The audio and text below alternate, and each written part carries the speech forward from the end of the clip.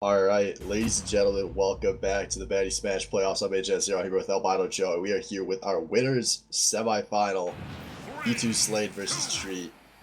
Group stage grudge match. I'm really excited for this. I think John's going to take this one super personally because no one predicted him to lose when these guys played in the group stage, and he did.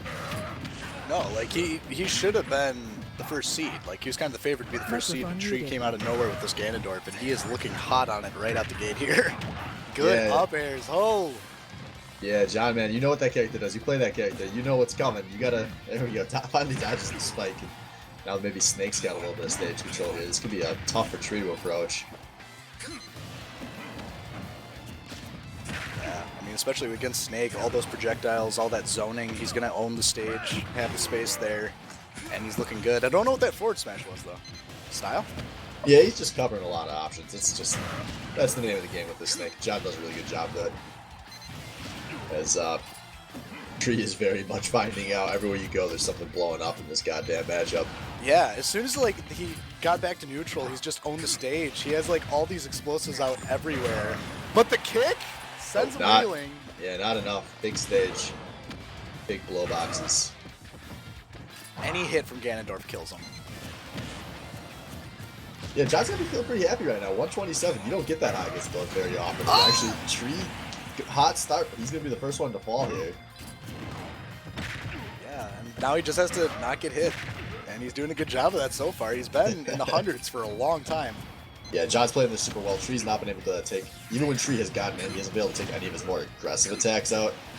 And John looked like he may need a second to get comfortable here, but now he's just taking over. This is what Snake does, man. When it's working, you look like you're not even playing the same game as your opponent. It's so frustrating. Is this Smash Brothers? Like he's seriously just explosions everywhere. He gets kicked off, but he still lives. Yeah, that ain't a kick from far stage. Like I said, the kick it's not one of the really strong kill moves, especially from the far side of the stage. John is coming really close to taking a 2-stock lead here. He's maybe one good hit away, but no, Tree finally gets the back air. Great back air, and something I never knew about Snake. That mine sits there after he dies. Oh yeah, Snake gets to break all the rules. Dumb, but he's a stock ahead. He's looking good so far. Explosions everywhere. He's in the semi-controlled position here. Tree is fighting back, getting some aerials out, getting some down smashes out. Not really that smart. He needs to use those tilts. Yeah, Tree just looks completely lost in this matchup. As John, hey, look at that. We tech those. Man, can't hit the grenades.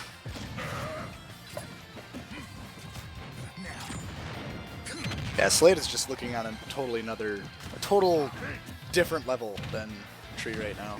Yeah, Tree maybe 2 hits away from this match being over, but I mean, this is Ganondorf. You can't rule him out. Fucking stomped into the dirt. We're about even. Yeah, after talking about John all game, this could be the big combo for Tree. Now, I mean, that's Ganondorf. That's kill range. Oh man, John misses the grab. Slade is on the ropes right now. Anything will kill him. That forward smash was really close to ending the match for Tree. As he's coming in, into the grenade, into the toss. Can he make it back on? Oh, what an ending. That's a smash attack, man. I guess that makes sense. Yeah, just such an obscure moveset that Snake has. Again, explosives everywhere. He just rules the stage, has the zoning potential. As soon as he can get control of the stage, he just... What's Tree gonna do? And even bigger question for the next match, what's Tree gonna do? He only plays Ganondorf. There's no one else in his portfolio, whereas Slade has multiple options. But clearly, if Snake worked the first time, why wouldn't it work the second time? Yeah, I would be shocked to see Slade changing, probably just changing stage here so that Tree's gonna have stage pick. So maybe a better stage will help Tree out. Maybe we'll go someplace a little smaller here. I would. If I'm Slade, I'm taking Castle Siege out right now. Ha! Yeah, I mean, Castle Siege, and then what other... I mean, are there any other close-walled maps? There's probably a bunch I could see him choosing from, so Castle Siege is the only one where there's absolutely zero chance. There's just no range to stop any of the grenades, and anyone that watched Genesis this weekend, you probably haven't seen a whole lot of Castle Siege, because it was banned a lot. So smash more children. They don't like these new stages. Nah, man. It just, anything kills on that, I I feel. love Castle Siege. Oh, please. You and your swords, I tell you. But we are going over to Kalos Pokemon League. Ooh. The Tree may be thinking those platforms over the side of the stage are going to help him with his recovery here. So he's having a lot of trouble getting off the ledge. This will give him an extra option to go up. So maybe that'll be enough. Nice spot dodge from John. Yeah, John's looking in control here. Tree does get 2 hits, and he looks competitive. 3 hits and almost gets a kill. Holy shit, Ganondorf is strong. 4 hits, counted for like 70 or 80%. That's the Dorf, man. But Heavies. John's still looking fine here. We got him back in neutral finally. Is Tree, you're familiar with that one. There we go. Finally he hits him with one of those offstage rockets, and that's going to be a kill.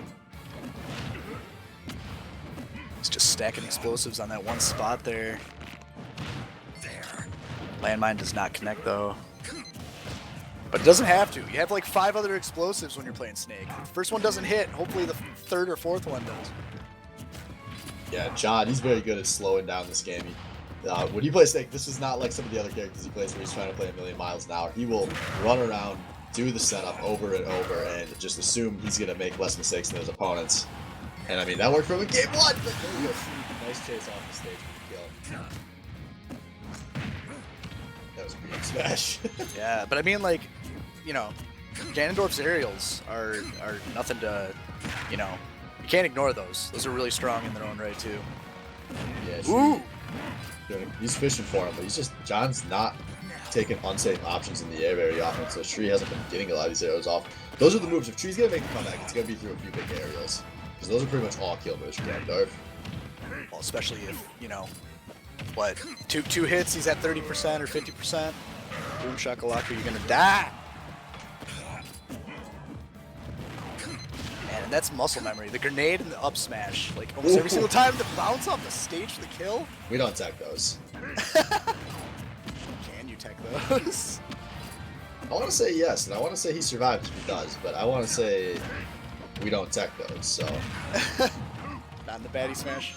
So we'll see. Tree on his last stock. We saw him. Ooh, that was a clutch landmine there.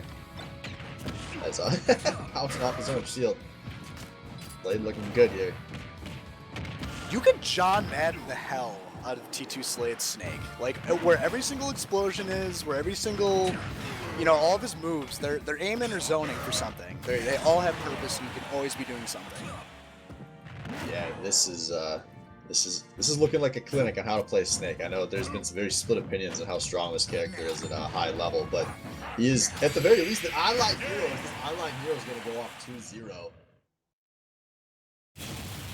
Man, and that's the 2nd seed of the same group, beating the 1st seed of that same group. That's... Yeah, I know a lot of us have talked about, you know, even though Tree had won when these guys have played in the group stage, no one had been talking about Tree like the favorite when these two rematched, and you're kind of seeing why right now. Even if Tree did win the first time they played, John's a much better player. No offense, Tree. And everyone's been talking, you know, Slade's one of those 2 to 4 guys everyone's been talking about that has the highest chance of winning this whole thing. In my mind, he is the #1 favorite despite being a 2 seed. And, he's showing why tonight. Whoa, man. Don't say that too loud. Duds might hear ya. Well, we'll get to see those guys play next week if this keeps up. Is anyone that maybe has not seen on Discord, we did have to play our other winners semi a little early due to some vacation. And Duds is in the winners final. Took out Mecha T 3-1. Blade wants to make it there himself, as these guys have they've played in a few finals before, so it'd be fitting to see him in another one. But it looks like Tree has taken us back to Stadium, so Tree kind of knows the stages he thinks works, and he wants to stick with them. So we'll see. Starting hot like he did the first time they were here, but it didn't count for much that time. Fire! Oh my god, but the mine slows his roll. Great opening! Continuing a little bit, doesn't get hit by that landmine. Oh man, Tree's looking like a different player right now. Yeah, well, I mean, we've seen him. This is Ganondorf. He's gonna have his hot streaks, but he's got to pin a lot more of those together to win this match. Oh man, well, I mean, to start out that hot out the gate, he's got to just keep that momentum going. Definitely his best game yet. But just like that, we're seeing the up smash change. Blade's trying to control the center stage again. Oh, great spike! 2 stocks. Tree is. Oh. That's Thorpe, man. Sometimes you get hit with those aerials. You really only have to let 3 aerials in a whole match and you can win outright when you're playing Thorpe. So now this is definitely Tree's chance to get back into this series. Dude, he just downloaded the Galaxy Brain. He knows what's going on. He's not getting psyched out this time. There we go, Slade. He's still very much in this. He would like to just get 3-0 and be done for the night. He's kind of, well, was slowing things down, but now Tree's got him back in that Gandalf red button. Ooh, nice landmine. Slade gonna get knocked out by his own grenade there. Oh, wow, good throw. Not getting exploded. Oh, Zach, how good did Zach. tilt? Wow.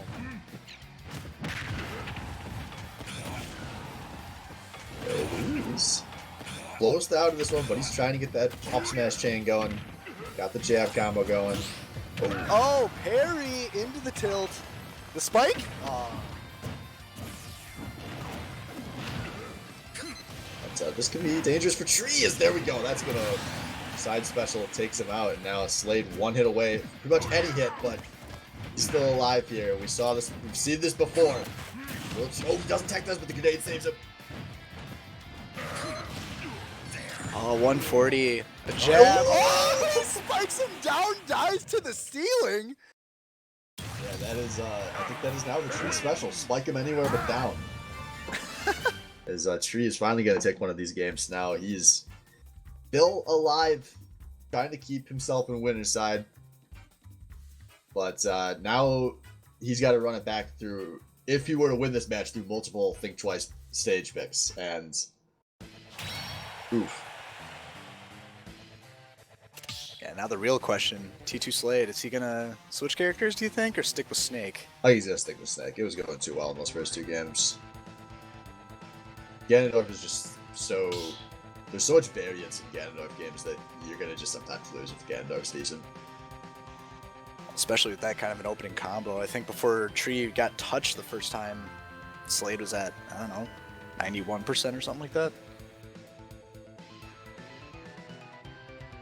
Yeah, once he can get to neutral and then start controlling the stage, or get Tree off the stage, just the zoning potential, you can't keep up with the amount of explosives everywhere.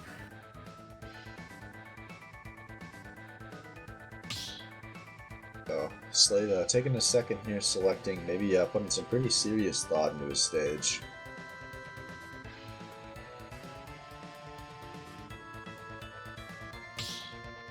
What do you think he's looking for? Kalos League or something like that? Yeah, I'm not too sure. Thinktwice seems to...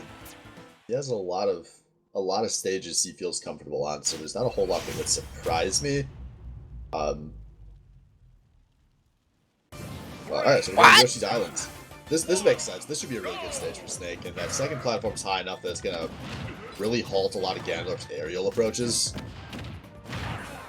Could definitely see that. Oh, good dodge on the spike there. There we go. Slow it back down. Start rolling away. Make him come through everything. And no, Tree's not coming through anything. Gets hit by 2. Watch out. There's a land. What? What are you doing, Kimura? That was dumb, John. You know there's a super armor on that. You play Ganondorf. He probably never tosses that attack out when he's playing Ganondorf, actually, because no one ever connects with that. He probably didn't realize there is infinite super armor on that attack. Don't attack into it. That was big dumb. If we go to game 5, John's gonna feel like a dunce about that one.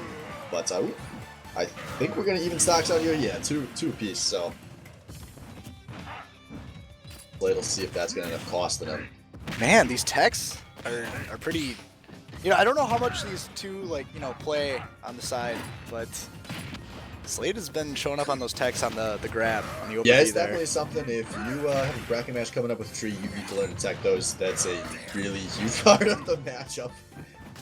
It's not the easiest window to hit, but once you know what you're looking for, you should be able to hit it pretty consistently if you're decent at this game, and Slade definitely is.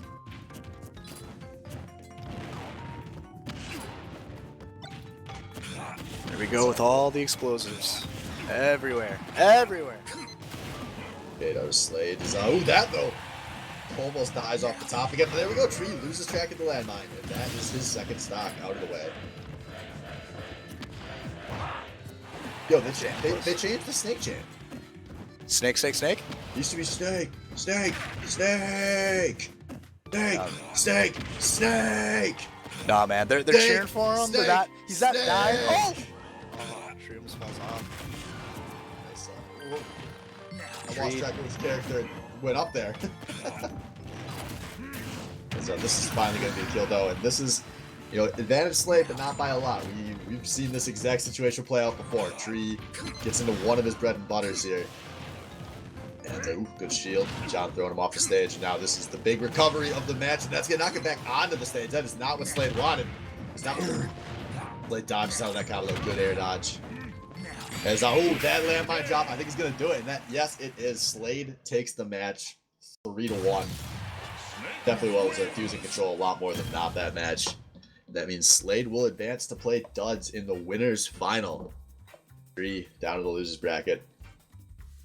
All right, guys. So stick around. We'll be back in just a few minutes. We got My Wang versus Huckletune coming up for our second match of the night, which is rematch of one of our matches of the season. I feel like so. Definitely stick around for that. We'll be back.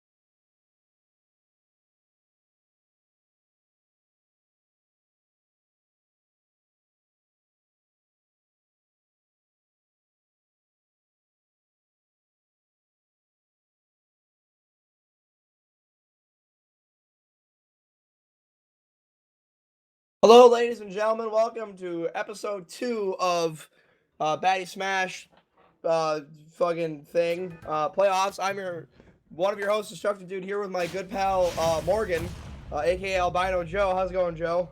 Wiggity, what's up? We're seeing Link versus the Mega Man out of Wang. When did he pick that up? This is a brand new character. I've never seen Wang play this character in my entire life. Definitely not something that Huckletune probably hasn't seen him play.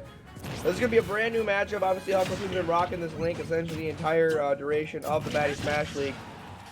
Supposed to be a pretty hype game between these two. Let's see if they can bring that super hot fire. Yeah, I mean, it was close when I think they played during the regular season, and that match was really close. I think Huckletune won out. I cannot remember exactly, though. Maybe Wang won out. I don't know. It doesn't matter. What does matter is that this is going to be hype, and it's looking very even right now. Wang is at a disadvantage, but hey, in Smash, stocks matter, percent doesn't. Exactly, and it's going to be an interesting matchup here. I really have no idea how Mega Man works. I know he is obviously more projectile-based, based on, like, the fact that he has a gun on his arm. Big old blaster, man, so we'll see how well that fares against Hucklatune's sword. And so far, stock counts.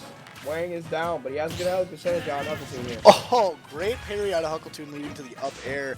Getting 20% down on him at the start here. And Huckletune is looking pretty hot right now. Not necessarily... Never mind. Yeah, let's take that one back real quick. Hold on now. Wang bringing it back. Almost even close on percentage as well. A couple more hits from the leaf blast, and then we'll have the percentages a little bit back to even here. And Wang definitely can able to use that range to his advantage and not let the Master Sword tear him apart. But Huckletune has a little bit of range of his own, so kind of an even matchup, if I have to say so myself. Yeah, and I mean, you know, each of them have different kinds of range. Link for sure has more long range, a little bit more areas other than, you know, parallel to the stage. But Mega Man is short-ranged, very strong, as we saw with that blast that sent Huckletune reeling off the end of the stage there. In stocks 2-1. Wang's in favor right now. Hucklatune's looking for another kill.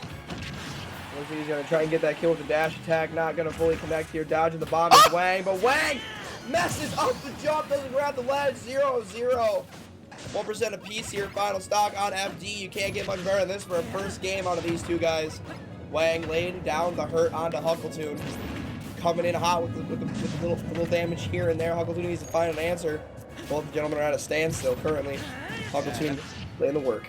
Yeah, Huckletune wants to sit at neutral, shoot, you know, boomerangs and all that stuff, because Wang cannot quite reach him, as we're seeing with a couple of those hits there. But the up air, or up smash, I should say, into the up air doesn't connect at the end. But yeah, Huckletune is looking really hot right now. Wang's got to start pulling out some stops, get some closer range going on here. Yeah, he's absolutely trying not to stay in the air as much as Huckletune will absolutely eat him up with the up air, up tilts, and up smash. All in one go. Bomb lined up for Huckletune, gonna not connect fully. Mega Man with the big boom off the stage. Man, that bomb saved him. I'm convinced that if that bomb wasn't there, that blast would have hit him while he was on the ledge.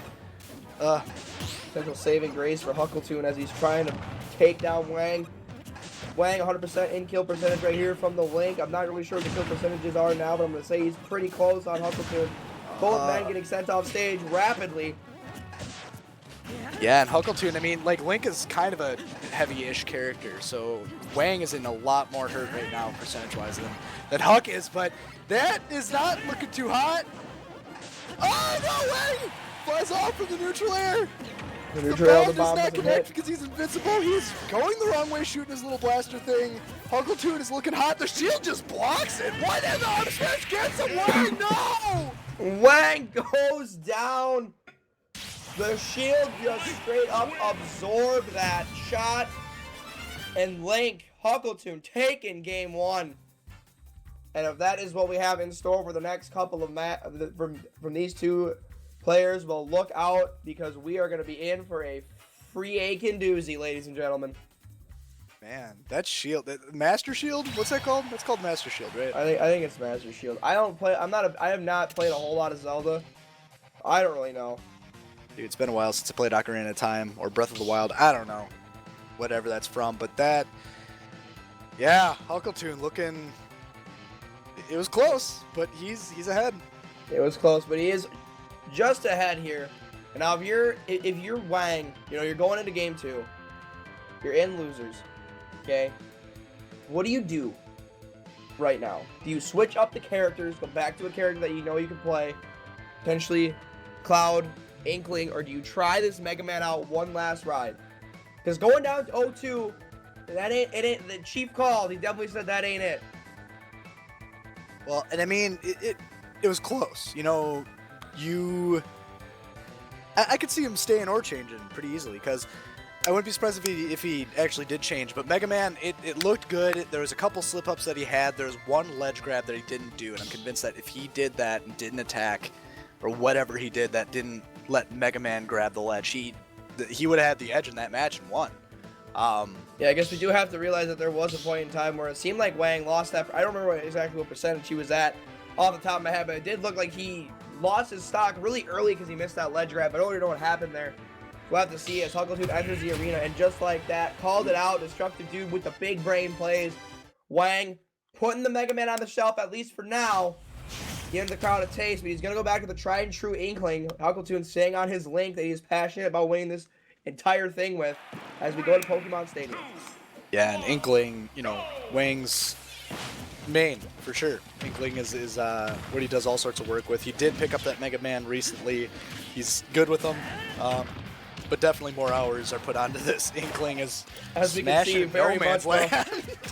Yeah, as we can see, Wang definitely feels 100% more comfortable on the Inkling, and this might be the matchup that he's been looking for. Already at 109% on Huckletune. The big roller here in the jab combo. I don't think that's what he wanted. I think he was trying to input a smash with the stick and with his movement stick and A, not today. Whoa, Wang, what is going on in this match here? Yeah, I'm not entirely sure. It might be a little bit of lag potentially from both these guys that we're just not seeing. But regardless, Huckletune is in a very tough spot early on here from Wang, and he's going to lay down the roller. Big F smash, and just like that, Wang takes it 37%. Holy moly. Huckletune has his work cut out for him. Jim Bone in the chat. Welcome, Jim Bone. That's right. I'm talking chat. Well, Get on hey, my level, Joey. I mean, just so you all know, I mean, Jim won his match. Everyone's saying congrats. So, but the match that we're watching, man, Wang, 81%, has not hit Huckletune. Huckletune is landing these up smashes like it's going out of style here. And this boomerang tilt, oh my god. Quick B with the boomerang, and Huckletune just takes the rest of the stock. Go from 35% to 100 and dead. And now we're back at even here. I was just about to pop the question to Joey, is Huckletune in a nervous state? And I thought we can clearly tell that he is not. He is ready to go here. Yeah. As Wang using the patented online roll technique, which works online due to the input lag. Yeah, and the latency. Man, Wang approaching from the top all the time. You know, Inkling's aerials are, in my opinion, subpar. He has some that, you know, I think his down smash is like a spike like anything. But either way, he can't approach from the air, it seems. I've seen 3 Huckletune smashes on this Inkling this round that have been from very poor aerials from Wang, and he's gotta watch that. And it seems like Huckletune really just understands like the matchup and the spacing, and obviously, you know, with the sword, you know, any sword character, especially Link with his up smash, is just gonna have that range advantage from the top rope. So Wang is gonna have to win this game with the neutral, get him in the air. Huckletune definitely the king of the second stock so far. Big up B will send Wang other side of the stage. Bomb is over there. Boomerang comes out. Couple arrows. Wang getting the connection here. Gets him with the Jody High Roller. Down to Riff Raff. But Wang walks into the bomb that's been on the other side of the stage for Lord knows how long. Here comes Huckletune. Kill percentage. Can he land it? Big roller. Joey. I guess. I don't know. I mean, Wang is at 148. He can, like, literally dead anything. He does land the aerial to Huckletune's up smash. He seems to be getting the edge on these now, but who's to say? If Huckletune lands 1, he's going to get the kill. Oh, protect against the bomb. The bomb is going to it. send him into the day state. Shield breaks. Wang back against the wall. Needs to take this stock quickly from Huckletune. And one thing I'm noticing from Wang in both this game and last, it's something that from Wang and Huckletune both, not a lot of grabs being used by either of these guys. Really shocking coming out, especially how just powerful grabs really are. Huckletune using them more this match, but Wang not really seeing any kind of grab combos or anything like that come out of his corner. Very interesting to see, but he lands the roller. Gonna go with the S-Max. He's gonna miss. Not the ideal situation. Huckletune lives the fight of the day and gain more percentage. Wang! Oh, Huckletune is just looking so hot right now.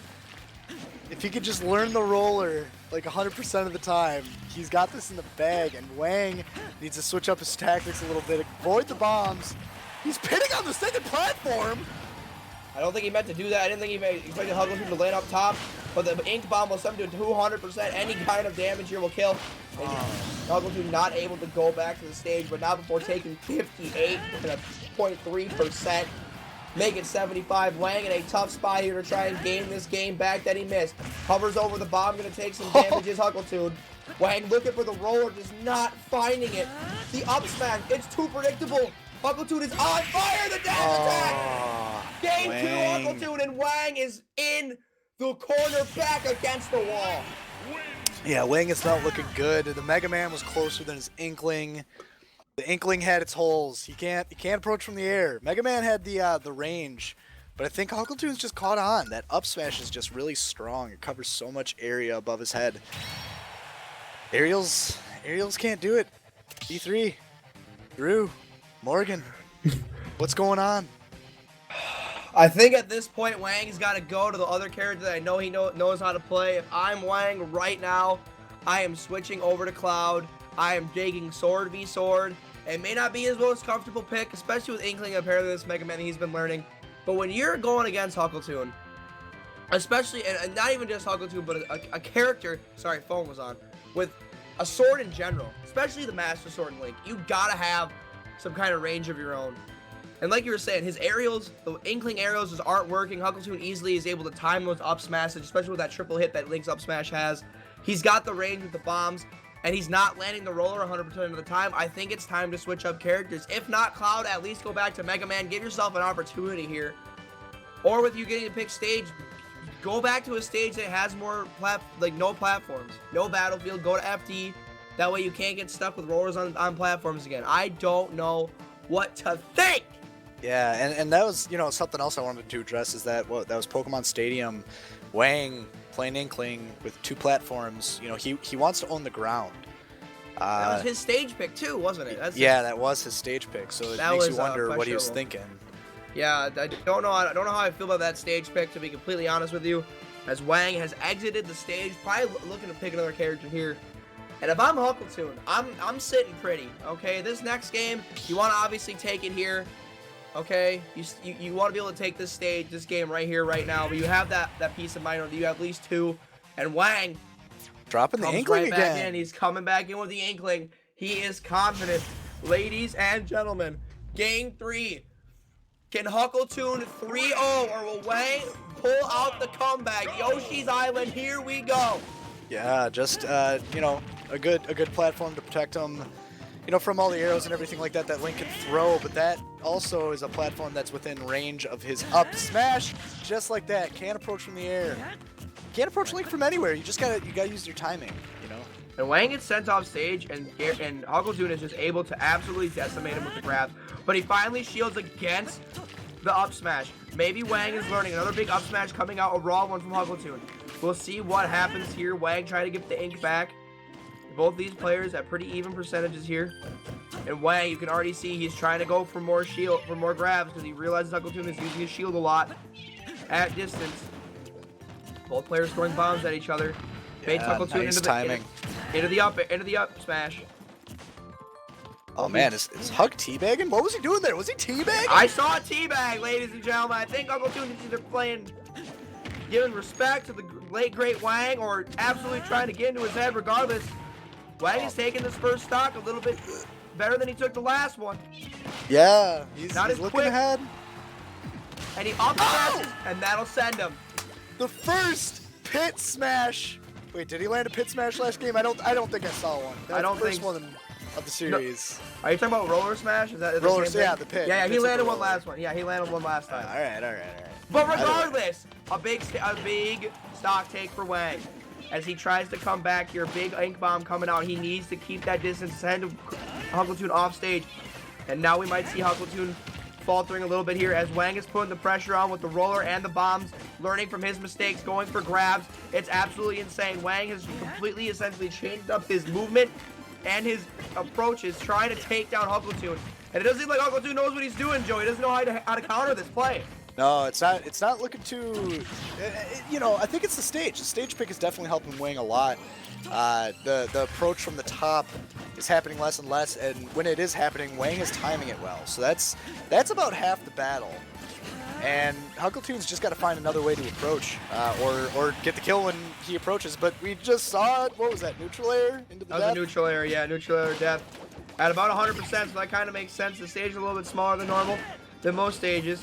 But Wang laying the pressure on, already at 83% ahead of Huckletune here. And another big pit opportunity. And Wang not going to take it though, going to back off the stage. Boomerang coming back in, up B from Huckletune, not landing. Ink bomb. And it looks like, ladies and gentlemen, this is a whole different Wang coming out, trying to lay down the pipe, the forward smash. And Wang, 12% on his second stock. Now, Huckletune, the ball is in your court, my man. Can you make a comeback here? Yes, this is starting to look like a series, and Huckletune's the one who has to adapt for once here. And, yeah, Wang the roller is just from looking there. hot. Wang is looking absolutely insane right now as he is laying down the PIPE right now into the Elf Boy. The big roller coming out 70%. Wang looks unstoppable. The old roller tactics are coming in hot. Huckletune not able to adapt on the fly, but he's able to knock him off stage. And Wang's up B will not come back. Now, ladies and gentlemen, hold on to your tutors. Man, that is a that's a very common mistake. When you think you have the second jump and you keep smashing it and you don't, and you just die because you forgot. But he gets the third time. But it's not gonna matter. Wang taking a game, and we now have a series. Wang not gonna go quietly into the night just yet. Now it is Huckletune's opportunity to maybe make some adjustments here. As that game right there, Joey, looked way more like the Wang Inkling that we know and have seen throughout this season. That first game looked a little shoddy. Maybe it was the stage pick. But that one right there, that looked like Wang that we have known and loved. Oh, man, if it was stage reliant, it's not going to look too good for Wang moving forward. I don't know any other maps that really have a lot of head coverage like that map, or that stage, whatever you want to call it. So if it was gameplay, if Wang was able to time his moves against Huckletune and Huckletune was kind of, you know, off a little bit, we're going to see it again, no matter what map is picked, but I don't know. I don't know how much of it was the stage. Neither do I. Neither do I. And we're looking here. Both gentlemen obviously going to back out here. Huckletune just picked the stage. We'll see. Maybe we might see Wang switch back over to the Mega Man here. But if I'm Wang, I'm keeping that. I'm keeping that Inkling. I'm holding it nice, close, and tight to my body here, and I'm gonna go with it. And Huckletune, I don't think we've seen him play anything other than Link for the season, right? I have not seen him play anything other than Link. As he comes back into the stage. Dr. Mario, that's right! Totally forgot about him. Dr. Mario, okay. I have not seen this pick ever. I have no idea that he played this character, but it'll be interesting to say the least. No, I think he played him against Wang before, actually, now when I remember. I think it was only Dr. Mario. I don't think he played Link against Inkling in the best of 3 that they had. But yeah, this is already looking really good in Huckletune's favor. Definitely not. We'll see if Wang can continue to adapt to that play summer. Wang, one game off being eliminated from the playoffs, I think. Yep. Yeah, if he loses this, he's out. Yeah, we're in losers. That's right. Yep. Okay, gotcha. I just double checked the bracket and the Joey. The Wang still using that roller tactic, bringing percentages back to pretty practically even here. And I haven't seen a whole lot of Dr. Mario. I don't think anyone else plays the Mario character besides Huckletune, to my knowledge. So we'll see what Wang can do here to potentially win this match and go on to a game 3. As the fourth match is not going to connect, the roller will though. Huckletune has Wang in kill percentage. That might be enough, just in the range for the up B. And this is just a clinic. Huckletune laying it down. Yeah, and again, he is high percentage though, Drew. I mean, you got to give Wang a little bit of credit here. It is fairly even, but Dr. Mario does look. Huckletune's Dr. Mario is looking in the driver's seat right now as this roller is not doing nearly as much work as it used to. It is not doing nearly as much, you are right. It looks like just because of the fact that Dr. Mario is a little bit faster on the sticks, but Huckletune has had Wang in 141 for a while now. He's going to be able to get out of the pit maneuver. We'll see if Huckle2 can finish off this stock. Wang at 153%. Wang looking for the roller, just not finding it. And the down B will be the end of Wang's first stock. Huckle2 though at a high percentage, he's going to get that right there. And boom, shakalaka. Nice. We're going to be back to even. Yeah, and again, Wang is doing the thing that I don't like to see ever. He was charging a smash. Could have got him while he was in the pit, but he charged it and got him when he was out of the pit instead. Let's see if Wang maybe adapts his playstyle a little bit more. It looks like Huckle2 is obviously using a little bit more shield here. Understanding that the rollers are going to be coming non-stop. And it's all about at this point just seeing who connects first, what has hit priority, the roller or any other move that Dr. Mario throws out. Wang is heavily reliant on this roller, as we've seen time in and time out. So we'll see if he has any other things in his neutral gameplay to potentially combo on Huckle2. Well, I mean, pro tip for anyone listening to the stream against Inkling is that in order to avoid the roller on any character, just shield and grab. If you shield, you block it once, and then you press A. You countered Inkling's roller. That's There you go. it's kind of your base what you got to do, and it's hard to do in the moment, but it's really easy in concept. Wang is getting juggled though. Just like everything in Smash, as in the first rule of Smash, don't get hit. Wang not listening to that golden rule. Is already at 96% here. Huckle2 laying down the PIPE again. Don't want to say pipe, just did. Haha, got him. Huckle2 absolutely in control right now, but look out, Wang might be on the comeback. The back throw will kill though. Wang has down to his last stock of the Baddy Smash League Season 1. Can he come through? Big roller, looking for the up smash. It's gonna hit, but the DI will save Huckle2 at 120%. And Wang with the roller off stage, the nerves, another roll, the forward, that was a forward tilt it looked like, it was not a forward smash. Don't know what he's doing, he's getting the pink bomb, 174%, but Huckle2's still on the stage. Can he hit him with the up smash? He can! Yeah. Wang brings it back to equal stocks. Oh, dear God, Wang, Huckle2 practically even here at, you know, about as good as neutral. Grenade from the back end, roller still landing. The mashing, Huckle2 is also learning how to mash. He is adapting on the fly here through this game, and he's looking good doing it. But Wang's strats, the roller, it's too strong. The roller is absolutely saving Wang right now as he's just constantly getting in that damage. Huckle2 needs to find a way to counter in quickly, but he's not going to do it here, as Huckle2's already at 67%. This could be kill, but wait a minute. Wang down to 71. Remember, ladies and gentlemen, this is Wang's final stock. There he goes! What did you do? But wait a minute! The DA! Huckle2 with the biggest dunk of his career! 99 Wang and Huckle2 moves on! Oh, man! The doctor is in. Huckle2 is moving forward to play. I don't even know who the fuck next, but man, after that match, he's gotta rest a little bit. That was some intense stuff. Oh, Drew, do you have any final words for the people regarding that match? All I'm gonna say is, Wang, you played a hell of a season. You played a hell of a game. And we're very happy to see you do what you gotta do. But coming up next, I got you, Drew. The D3 Power Hour. I got you, Drew. The D3 Power Hour. Zed is going to be your co-caster. AJS0 versus Schmiggles. That is going to be a great matchup as well. Two players that are very close in skill, I'm sure, but the revenge from AJS losing to Schmiggles in the very first week of the season, I think, might be unfolding. We'll see how much both these players have practiced and how much they've changed since the beginning. So stay tuned for that. And also just to note, Huckle2 will be playing Salvo 7th match, so about 3 matches from now, if anyone's interested in seeing the doctor. And yeah, don't touch that browser. Next match again, AJS0 versus Schmiggles.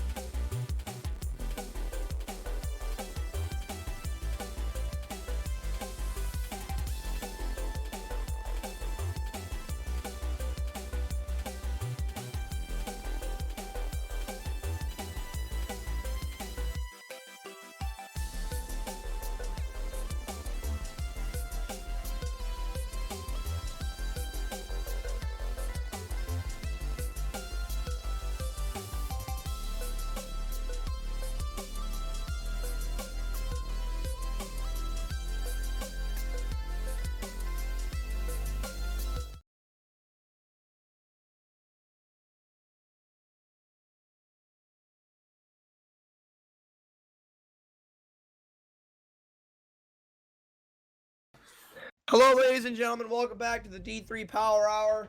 Today we have Schmiggles versus AJS0. I'm your host, Destructive Dude, with your friendly neighborhood commissioner, Zedekiss. Not the commissioner. Practically the commissioner. Not friendly. Hashtag not my commissioner's in game right now, actually getting his ass clapped by the big crocodile. Zed, what's your opinion? Who wins this game and why? Well, we saw well, we didn't see it, but Smiggles beat up on AJS in the bracket, or in the group stage, so I think that just makes it better. I'm gonna be honest, I don't know anything about Schmiggles. I didn't cast any of the games, but I'm assuming that he plays K. Rool, because in the first Yes. two games, and I know Swift plays Lucina. So we'll see how this goes. FD, also, by the way, your mic's a little crackly in case you were curious. Anywho, lit. Schmiggles laying down the smackdown. Big Gator versus Lucina. Remember, first you gotta beat the lolly, then you gotta yeet the lolly. That's how Schmiggles is gonna work this game. AJS is already at 125%. Counter, be damned. Big clap from Schmiggsy. Boom. You know, AJS was saying his weakness is K. Rool. He's lost to at least 2 of the K. Rool players in his group. 2 of the 3, so I think we're just going to see a lot of games of Lucina versus K. Rool. I don't think either of them really want to switch. I highly doubt that. And K. Rool has just been on the top for a while now. He's just a very all-around, I wouldn't have balanced character is not the, in terms of gameplay, no, but he's a balanced character that every move he does is big and hurts. We'll see how Schmiggles handles we'll see how AJS handles that. He's already at 74% on his second stock. Make that 85. Schmiggles is laying down the work here. Obviously, both these players know this matchup is just in favor of the big cock croc. Not sponsored. Yeah, we are coming off of some nerfs for K. Rool, but honestly, I don't think they were that big of a deal. Yeah, they're gonna affect some stuff, but I think he's still just fine. I mean, we're seeing it right now. He's still good. Yeah. I mean, listen, he's got to be still fighting. Oh! Gets him with the down tilt! The rarely seen K. Rool down tilt. That one is not as easy to mash out of as his down throw is. Like, down throw, good players can mash out of that at pretty high percents. Down tilt is going to keep you in there for a long time. Smiggle taking advantage there as he's just pounding on AJS0 here, trying to take him down to Chinatown and back. AJS looking a little bit beaten torn here, is not entirely sure how to handle this kind of Gator play. The crown, the cannonballs, the grab, the down throw. Looking for the switcheroo dunkaroo with the giant Donkey Kong fist. Not gonna connect. AJS0 needs to take this stock and quickly, but Schmiggles is just absolutely laying it down on him, not allowing him to get this last hit to potentially seal the deal. Gets him with the shield pierce. And AJS0 with the taunt is in position to potentially take game 1, but now, of course, Schmiggles has anything to do with it. 100%, practically to 0, and AJS needs to find some answers and in quick spurts. Ooh, goes for the counter. Not gonna work. Down throw, hitting. I think Schmiggles might have had the kill there with the forward tilt, but would have been close. Playing a good projectile game, just trying to rack up a little more damage before he can get a nice easy kill with a down throw.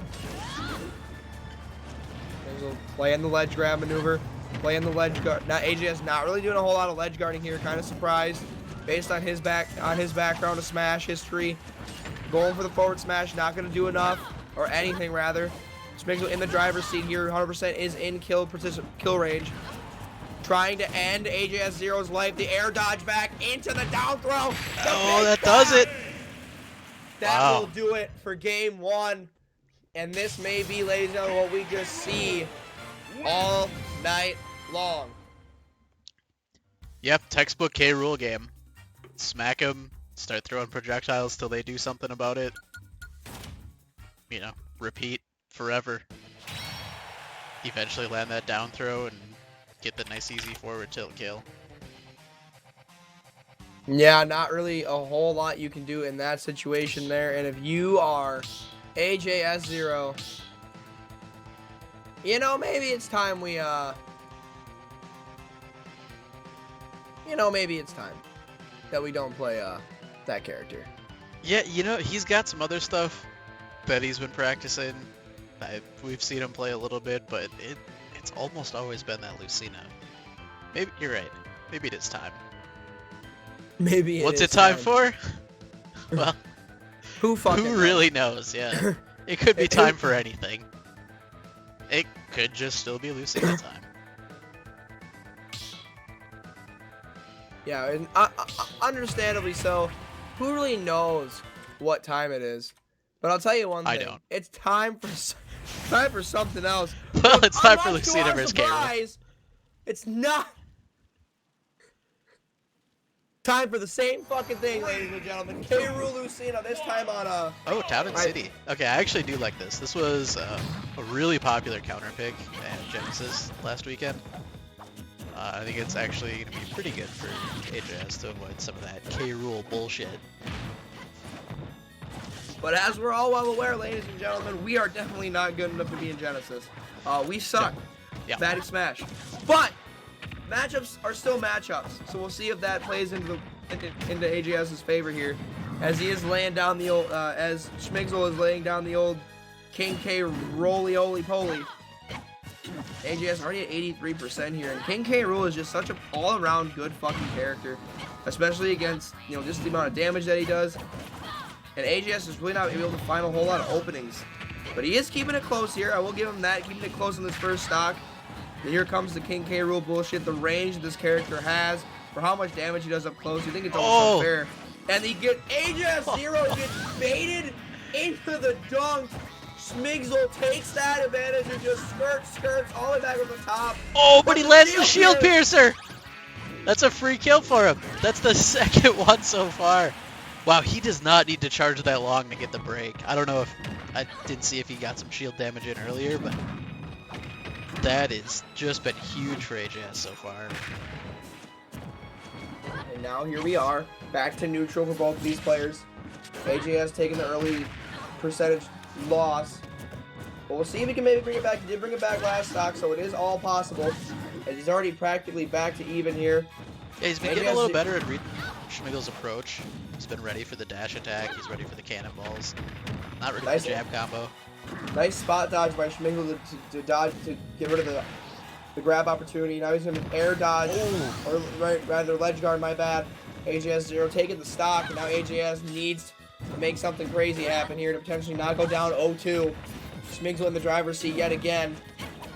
Yeah, that was some of the first offstage game we've seen from Schmigels. It's been more just throwing projectiles from the edge. And I think it just completely caught AJS off guard. Just got to kill a lot earlier than what it is. You see AJS evens it up with a nice forward smash. And this could still be anyone's game. Are you going to use those projectiles? Yeah, Schmigel's taking a quick damage lead. Got AJS to 60% already. And this character, the big cop crop, just doing so much advantage-wise, just on matchups alone. Not to mention how good of a player this man truly is. AJS 0 needs to find an answer and quick here, but again, he's keeping the percentages pretty even. But it seems, from at least an outsider point of view, Schmigel, once he hits that 70% threshold, he turns into a brand new player and has that killer croc instinct, no pun intended. But AJS might be able to hold that off for just a bit here to at least take this game, bring it back to a 1-1. Both gentlemen, kill percentage with a dash attack, the chest bump, AJS 0. Oh, baby, just like that. He's down 0-2. And Zedekis, if you're AGS, do you really feel confident taking in Lucina into the next game, knowing that your matchup is just not as good? I don't think so. Opponents? I think it's time to try something different. Maybe he'll bust out that cloud that he's been playing. Maybe he's got some other sweet tech. I don't know. Hard to say. Or maybe he just does believe in Lucina. But this is it. He's one game from being eliminated. And as we all know, you eliminate the commissioner, tournament's just over. Yeah, as soon as if AJS decides to throw here and lose, that will be the end of Baddy Smash. Yep, we'll pack it up right here. We'll call it quits forever. We're going to delete all 17 Discords that we have. It's just the Baddy events are over at that point. I think that's how that works, right? Yep. Correct me if I'm wrong. Yep, that was in the contract. All right, that's why I just wanted to make sure. Because we already have Smiggles back inside of the arena. And Zedekis, if you're AJ has 0 here, what do you do to counter the onslaught that is King K. Rool? How do you potentially come out of here at least getting a game back to give yourself some breathing room? You play Captain Falcon. That's what you Ladies and gentlemen, this just in. AJ has 0 is coming from the Captain Holy Falcon. shit. I have not seen AJ has 0 play Captain Falcon in Smash Ultimate. He hits it with the come on taunt, and here we go! The jab combo. AJ has 0 is going to absolutely go for it here. Go big or go home. But the King Cock Croc still has... Oh, gets him in the suck. I thought that got nerfed. He was behind him. Same. The back throw. AJ has 0. Trying to do anything he can here. This is his one last shot. He's putting all his marbles in the bag of Captain Falcon. Let's see what he can do with it. Already at 106%. It's not looking good for him. The down throw. The forward smash. AJ has 0. We live in. Air dodges back to stage. Falcon kick. Can he get him with some hot stomps? Can he hit him with a stomp? The answer is no. Doesn't even try. Yeah, I don't know how comfortable AJS is on Captain Falcon. I know he plays it. Swiggles picks up that nice easy K Rool combo, down throw, up tilt. I've seen him play this. This is not the pick I would have expected. Yeah, I'm definitely did not expect this. I figured he'd just stick with Lucina. At least he's been getting the games close with that character. But now we're seeing a whole different ball game, and this might just be what he needs. Even though he's down big right now, maybe Smiggles doesn't know this matchup that well. But it doesn't seem to matter, as he's just using everything. Any air dodge, I think AJ has 0 is calling it quits at this point, potentially. But a good commissioner never gives up. Ladies and gentlemen, you're about to witness greatness here. Can AJ has 0 pull off the 3-stop comeback? Trying to at least live to fight another day. Goes for the stop off stage. Not going to connect. The absolute insane recovery from Smigzel. Coming in hot. He can't get back on stage. AJ has 0 is getting bullied. He has no more jumps. The up B will save him for now, but with 71%. Is it enough? I do not think so. Smigzel. Oh, gets him with the back air. And AJ has 0 will not get 3 stocks. Not today. Maybe this is the momentum swing he needs. Side B to up tilt to jab combo. This is what we needed to see, but Smigzel is just at too high a percentage and has a whole nother stock in his arsenal. The air dodge into the suck. That's gonna do Will it. it be the end? AJ has 0, the side B. Hashtag not my commissioner, ladies and gentlemen. Smigzel, the 3-0 to take down AJ has 0. Absolutely incredible play from Smigzel. I don't think I said his name right all day. I don't think so. I don't give a fuck. Well, we're gonna be saying his name a lot more because he's moving on. He's gonna play Evolite later tonight. Oh. Ladies and gentlemen, the end of the D3 Power Hour is near. Coming up next, alongside Zedekis once again, match 5, Cullix, Thrifty Senpai. We'll see you soon.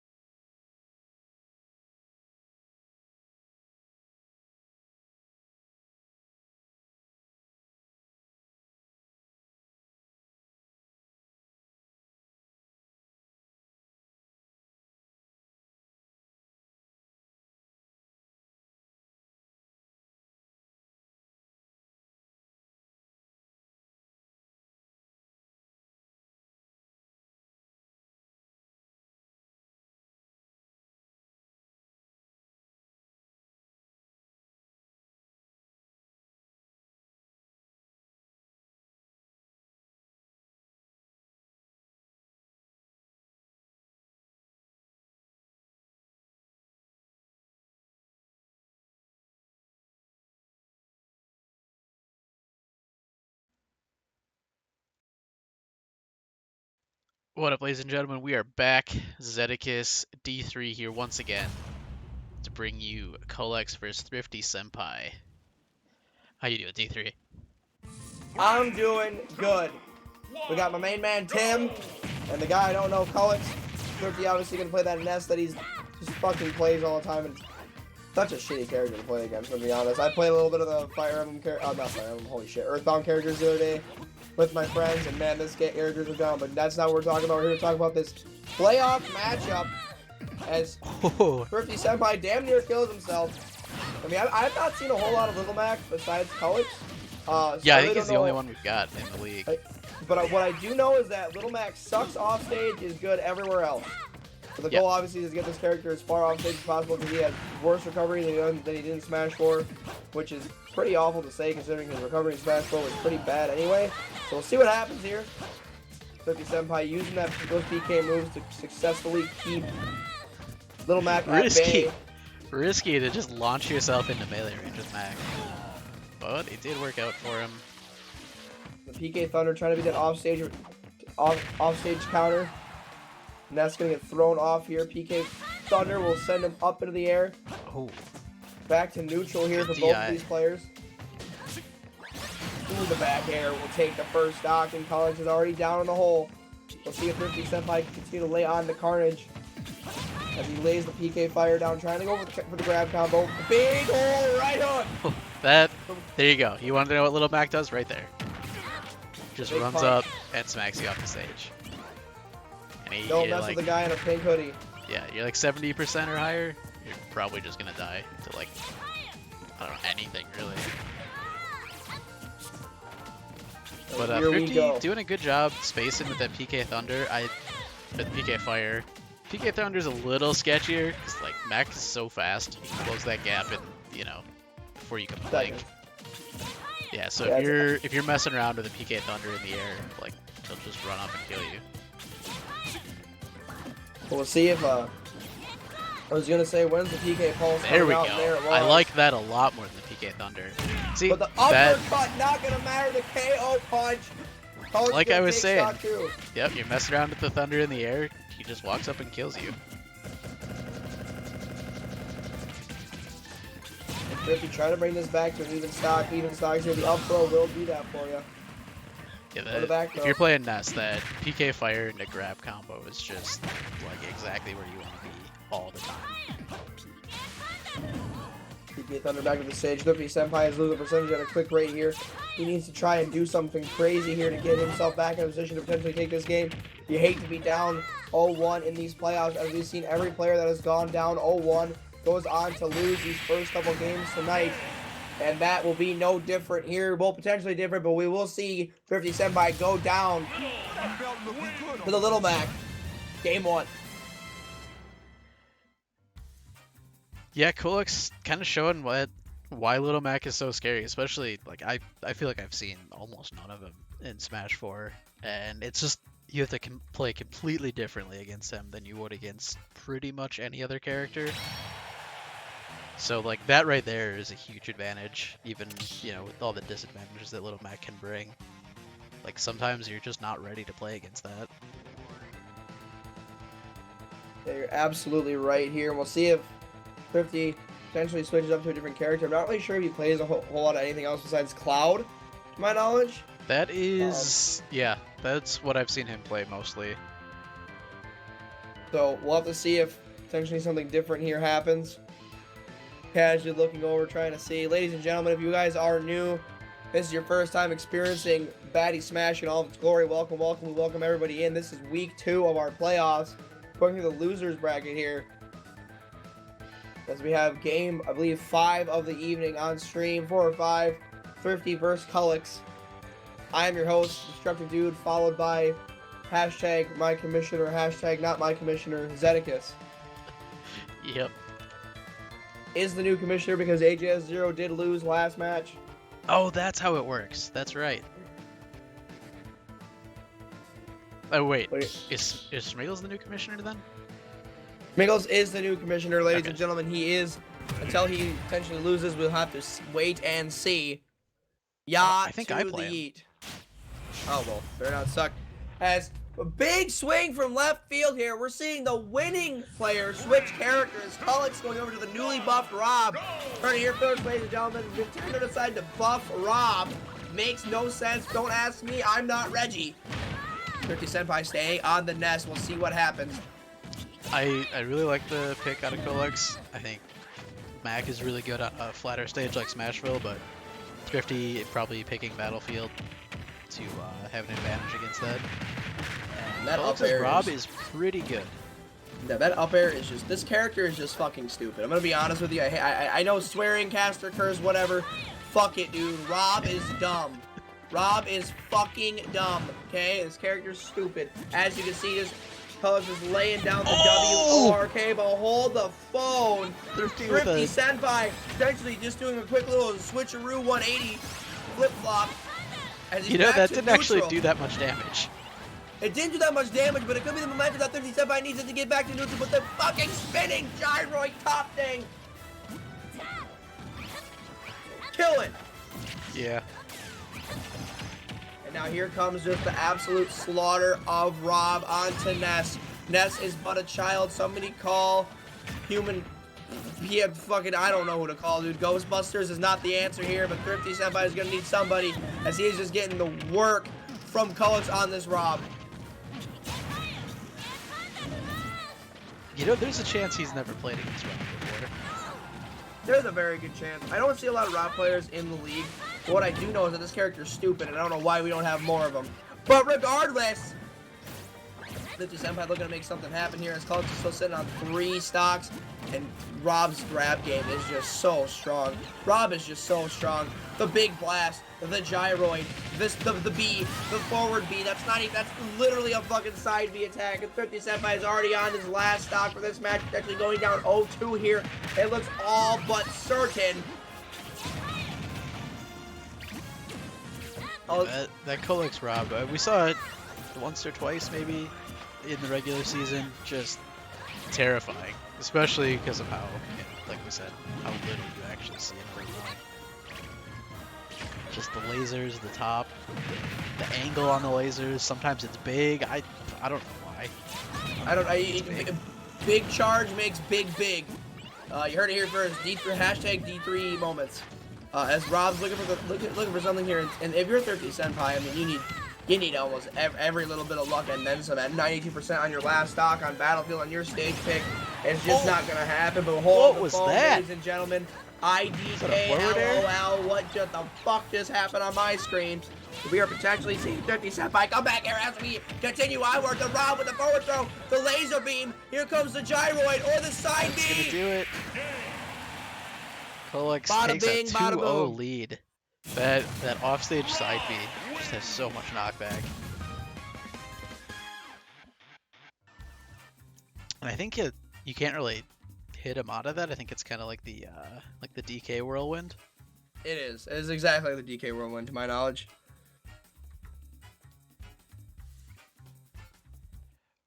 That's cool. Yeah, not 50 Senpai is he's on one right now. And by on one I mean he's in a shit spot. I think he wants to go Pathetic as back what to he a Rob or to a Little Mac stage. I think that was working better for him. Not too often you see a winner change character like that, you know, when they're doing well, and then do even better. You'll have to see how Thrifty Senpai wants to take this moving forward. Maybe he's gonna bring Not up that into- cloud. I mean, he's got it as his icon. It might be time back against the wall. I mean, you never know when you're going to need to bust out the big boy cloud. Ladies and gentlemen, we want to take a real quick 5-second break to talk about our sponsors for Baddy Smash. Water, free unless you pay for it. Subway, E for EF. Everyone's favorite. BadDragon.com. They dropped us, actually. Oh, just kidding, I suck. Yeah, sorry. Sponsored by D3's Love and Affection. Yep, there we go. Yeah, they, you know, after the incident, they were. Oh, fuck, dude, You know. The incident, Yeah. oh man. Yeah. Who could forget? Yeah, they're not in the Baddy League anymore. And we do see the cloud swap from Thrifty Senpai. Ladies and gentlemen, shit is about to get fucking real. Here we go. Thrifty Senpai down 0-2 back against the wall. Going back to smash. Interesting. Doesn't matter. Let's see what Cloud can do. Here comes Thrifty, trying to make this a series again. This is his last opportunity. It's the final countdown, as Europe would say, and it's all on Senpai. Already has limit break. Could be huge here. Cross slash gonna send Rob off the stage, but not very far. Rob has excellent recovery. Thrifty needs to put something together. The throw by Rob from the grab. The spike missing. Another cross slash coming in big. I'm liking the Cloud pick so far. It's working fairly well for him. Cloud pick is working absolutely incredible right now for your boy Thrifty Senpai. But will it be enough to potentially swing this back one game at a time? And the uppie's not going to do it for him. The tip-top tipperine. That's going to be probably the biggest thing. And Thrifty just comes right back, gets the revenge kill. But that's going to be a big thing Thrifty's going to need to watch out for. You know, with how weak Cloud's recovery is, all that offstage game that Rob brings is going to make it real easy to get him offstage, especially tops, lasers. You know, even weak hits like that are going to be enough. And Cox is absolutely just looking to send Thrifty off the top stage with that up B, or that up smash, the up air rather. I literally cannot speak, but limit break again for Thrifty Senpai. Not going to connect this time. He's already at 80% on a second stock. He needs to start getting some combos together. He's just out of range with most of these hits. Cox is playing the spacing game to a T as of late, and this is exactly what Cox needed to do to adapt to this kind of play style. Well, hold up, ladies and gentlemen. I may have spoken a little bit too soon. Cox gets sent off stage. The uppy for Thrifty Senpai is not going to be enough as Cloud gets put off stage. The spike, not going to kill. Will Thrifty Senpai get this stock, or will it be down to his final one? No grabs. And I'm noticing that a lot in a lot of these games. And maybe it's because I use grabs a lot as a Falcon player. But I am seeing 0 fucking grabs from Thrifty Senpai right now. And it's triggering to say the least. But the limit break will bring him back to stage. But for just how long, nobody knows. And the forward air will kill him. Thrifty Senpai's on his last stock. Could this be the end of the dad? It very well could be. I think after that first stock, Kolix really changed up his playstyle. He's going for a lot more long-range projectile poking. And wow! Just a 3-hit offstage combo. Holy shit, he took that kill real early. Holy fuck. That's gonna do it. Kolix over Thrifty Senpai 3-0. Holy shit, I still can't get over that combo. That combo is absolutely insane. Thank you so much, Thrifty Senpai, for participating. You had a hell of a season, my friend, but it was not enough. Kolix moves on to the next round of the playoffs. Ladies and gentlemen, unfortunately, that is all for the D3 Power Hour. But tune in for next game. We have Salvo versus Huckletune. Salvo versus Huckletune. We'll see you soon.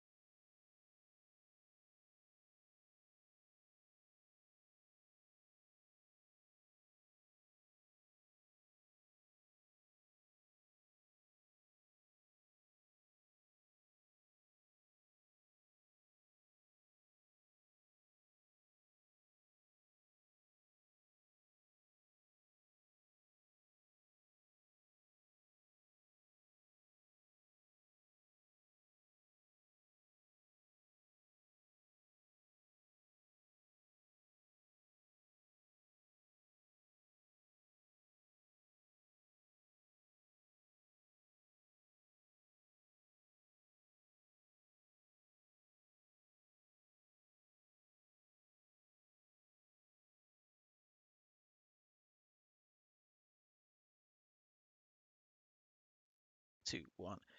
And we're back with some more Baddy Smash. Zedek is here once again, joined by the Spike Master himself, the X-Men Tree. How you doing tonight, Tree? Pretty good. Got some good spikes, so that's basically my criteria for being good. Yeah. Yeah, I mean, that's what you're here for, right? Yep, that's why I play this game. So we got Huckleton versus Salvo. We just saw Huckleton take it 3-1, I believe, over Wang. Yes. So he's just coming hot off a win here. Let's see if Salvo can put a damper on his night. Throwing those ice out, and apparently... Well, good start for Salvo, I guess. Yep, that's one way to start it off, and we take those. Some I'm hoping we see is some, like, I know they're very hard to do, but I love bomb combos off a Link, and I'm hoping we see him, you know, hitting other projectiles into his bombs to get them where they need to go. It takes a lot of practice, but it's so cool when it happens. Yeah, they're awesome. I'm hoping to see ice. some low percent kills with ice, because I just love those. Those are my favorite. I'm going to take that at face value and assume you're not joking. I'm super hyped. Here we go. He did spam. Oh, the double! Again, that's a kill. I did catch his percent, but yeah, that's what we're here for. When the first ice hit, it was fairly low. It was sub 50. Yeah, 2 in a row obviously does back up quite a bit. Yep. Up air immediately getting them, but Salvo already got a 2-1 lead going right now. Not a bad spot to be in. No, yeah, that's the thing about like where you want to be. Yes, exactly. And that's the thing about spamming out of ice though. You can't just, it's not just the one ice. If you're in one ice, another one's coming, and you got to think about it. Oh, Salvo trying to get a little fancy with that bomb. Hit it back. Huckle going a little bit more defensive along range. Oh, gets over the ice. He's going to hit. Yep, falls right in front of him and gets hit. Here comes another one. He's right into it. That's going to kill. Oh, that was so fast. 2 just devastating ice combos from Salvo. And we saw right before that, just the threat of the ice forces them into weird recoveries, and so right. able to follow up with that smash The attack. thing is, people see the ice, or maybe they jump before they see the ice. Yep. And for a lot of characters, if you don't have straight over recoveries, the safest place is just to go low. Go super low, because ice doesn't have a lot of control. Yep, exactly. Yeah, it's hard to... And Salvo's pretty good with the spacing, but yeah, going low is really the only safe way. Right, low but or you need to super have high, good... and obviously super high has its own problems. Right. Yeah, super high is just going to let you fall into another combo. But it is... You at least have a chance to dodge it if you go super high. Yeah, but low is generally the safest, so just like don't use your jump right away, and it'll give you more options. Yeah, I think it's a lot of just muscle memory. People just, do it right away.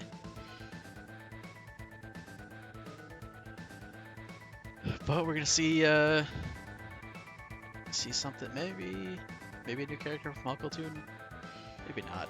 Salvo, I think, pretty much just gonna stay on that Lucas. I'd be still surprised hoping he to see busts him. out the Salvo me. I highly doubt we'll see Salvo himself play this game. We might see him bring in Little Mac if he loses 2 in a row. Yeah, I think when he gets the map pick, maybe if Huckleton goes up a game, he could try and do that. But or I don't know, maybe if Huckleton picks the right map, maybe Salvo would swap. Yeah, possibly. Just waiting to see what they pick this time. They should both be good to go.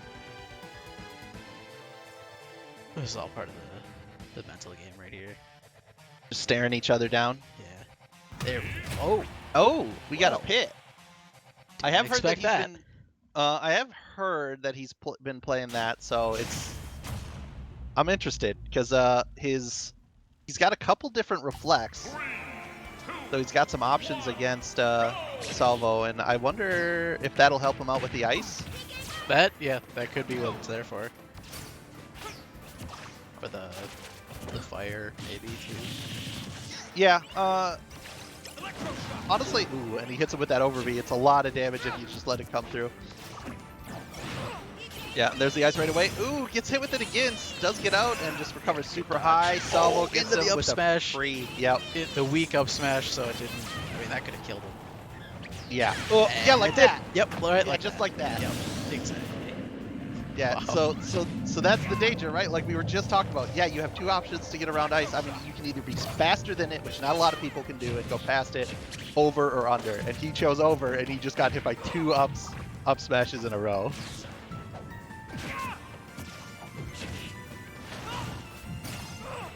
Savo just a master at getting these low percent kills. Which I guess that just is kind of like what Lucas does. Yeah, he's got a lot of good tools for it, really, right? Like, Yeah, hard especially to with- hit, but very strong attacks, especially Yeah. up smash. His ice is also interesting because it always hits like away really low, which Yeah, can- it hits at a great angle. yeah, it's an awesome angle and it surprises a lot of people. That was really sketchy. So I don't think Huckleton knows, and he hits it with the bat, not quite killing. Huckleton's still opting to go really high, and he falls right next Yeah, to him he over needs and the over. DI a lot farther away. Yeah, he needs to give space and just recover, and then worry about getting in there. Or he needs to take the ledge with his up B instead of going Right. up. Yeah, and that's one thing I'm hoping to see some more of is him choosing to go straight to the ledge and using that sweet spot and invincibility to get through Yeah, those but- ices. Getting to the ledge is very important, and maybe a little underrated. Yeah, it's actually a really good option against ice. Yeah, You got to it's- get there it's at the right safest time. spot to be. Bam, See? just Like like that. Perfect. And he uses the roll to get past the second one. Exactly Easy. what you want to do. He's gonna need to do a lot more of that. Yeah. 'Cause he is not in the greatest spot right now, but he's gonna pick up the kill. Is that the side B? He's got some knockback on it. I missed it, so I'm not sure. So Huckleton's sitting at pretty low percentage, so he's got that option. Like, that chance is still there. He gets his arrow thrown right back at him. Here comes the ice. They're Straight to perfect. the edge and Maybe low. Huckleton's Perfect. listening to us. That's what. That arrow actually ran out. Man, I didn't know that Reflect actually works as a shield against those attacks as well. Yeah, it's pretty good. Yeah, we're starting to see some better use of that edge out from him. I'm worried it may be too late, but this is exactly what he's gonna need, for the rest of the series. So it's good that he's got that down now. Yep. Although, Oh, that's dangerous. Okay, he does. Good He does DI. finally. Yes, he finally goes away from it. Doesn't get caught in that up smash. His shield is cool. Yeah. I wonder how quick it comes Oh out. no. Okay. Yeah, Sabo. Yeah, Sabo's gotta now to counter that counter. Needs to not be charging stuff and just run to follow the DI with a smash attack, or maybe tilt to an air, just a little faster. Ooh, super armor getting through that bat. Yeah, it looks like they both hit. Uh-oh. Yep, forward air, Good. picking him up. That's going to bring Salvo 2-0, I believe. Yep. And Sabo did. Yeah, Salvo forced Huckleton to kind of change up his gameplay, and then Salvo also had to change up what he was doing. Had to get a little more aggressive, going with the aerials and stuff, but that worked for him too. I wonder if Huckleton's going to stay on that dark pit. It looked, I'd say, a little better than the Link. Although, it's hard to say, because he did have that unfortunate SD pretty early on in the Link game. So maybe they were both roughly the same.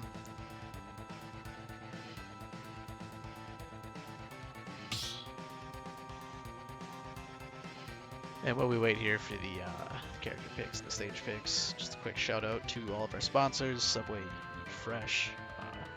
What kind of Smash tournament would we be if we weren't sponsored by another Smash tournament? So a big shout out to Smash and Smash, the world's largest Smash tournament and orgy. And of course, water. It's free unless you pay for it. I don't know about that Subway sponsor, man. I was just talking with Slade, and he said he got a moldy sandwich from there. You. Yeah, I might have to drop him. I haven't eaten at Subway in like forever. I didn't even go to Subway to buy a Subway gift card that I had to buy recently. So, ew, that. Oh no, I hope it wasn't with the gift card I gave him. He got a gift card for, I think it was. for drafting the owning team for the BOL. Oh no. Sorry, I think Slade. this is your fault. Yeah, I did this. Okay, well, they're dropped. Fuck him. All right, we got Huckle actually switching Whoa, over Daisy. to. Yeah, He's playing everybody though. yeah, he's swapping all over. Toad showing up, making a cameo. Yeah, we'll see. We're back on FD. I guess I'm a little surprised he didn't go for platforms, but Yeah, I would think this is pretty decent for Lucas. yeah, I mean, it's not that Lucas has a ton of long range stuff, right? Like you just saw his PK Fire run out under half the stage, but it does at least the platforms give you a lot more options to Yeah, at least get in on them. I would think he'd want to be on Kalos, because I'm pretty sure those edge platforms actually block the PK freeze. There's the hot tech. Oh yeah. Ooh, and a good follow up off the Nice. edge. And I think this is the first time Huckletoon's been in the lead. It might be. We might Yeah, I'm have a liking- match again. Yeah, I'm liking what we're seeing out of him here. Yeah, Someone he's- just keep trying to drop into that. He's just pounded. He put in another 50% right there. There we go. Huckletoon not letting him even get off that up here for that up smash. That is the best time to just go in. It's dangerous. Oh, He's so okay. vulnerable. I'm seeing it now. Yeah, so he's opting for the high recovery, right? Yeah. With Daisy, who can just float. Just float over it. Yep. Easy I- game. I like it. No more ice problems. And maybe he's gonna force Salvo into something else. So this is looking pretty good so far. Yeah, he's definitely got the upper hand, which we haven't seen yet. Ooh, just Yeah, getting there over we go. that Yeah, ice. it just floats right over it. Just Yep. barely, but that's all it takes. Hits him with the up. Yeah, this is the most like kind of forced into a defensive position that Salvo's been this whole match. Yeah. Like Huckletoon's just been able to go pretty hard.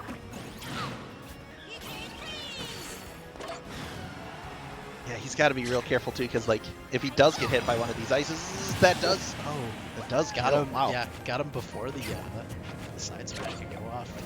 Nice reflected turn up on a Salvo. Oop.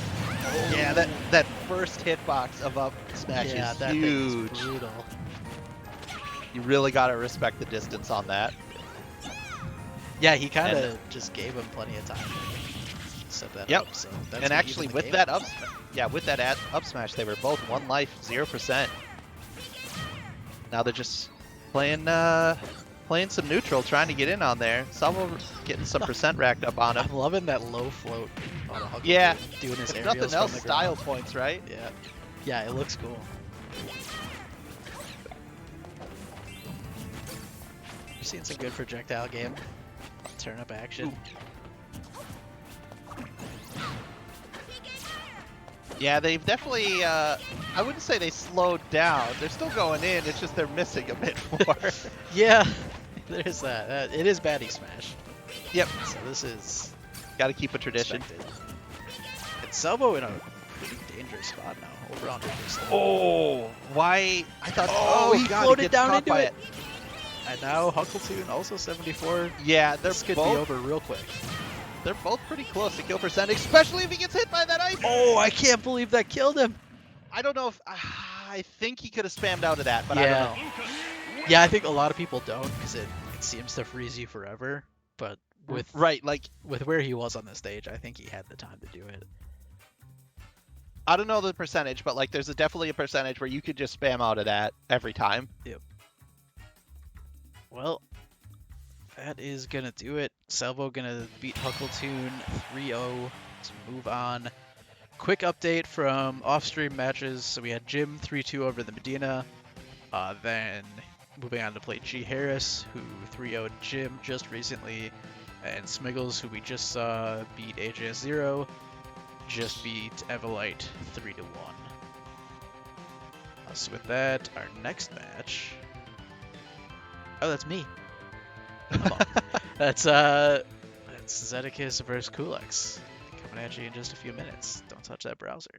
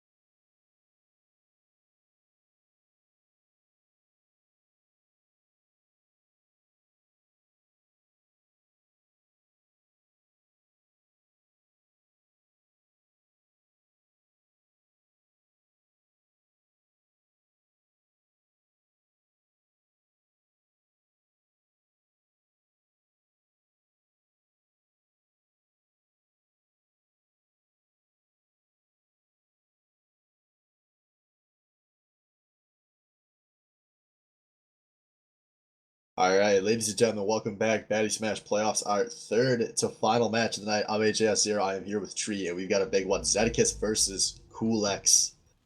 As we see a few more of our Group C grudge matches coming through.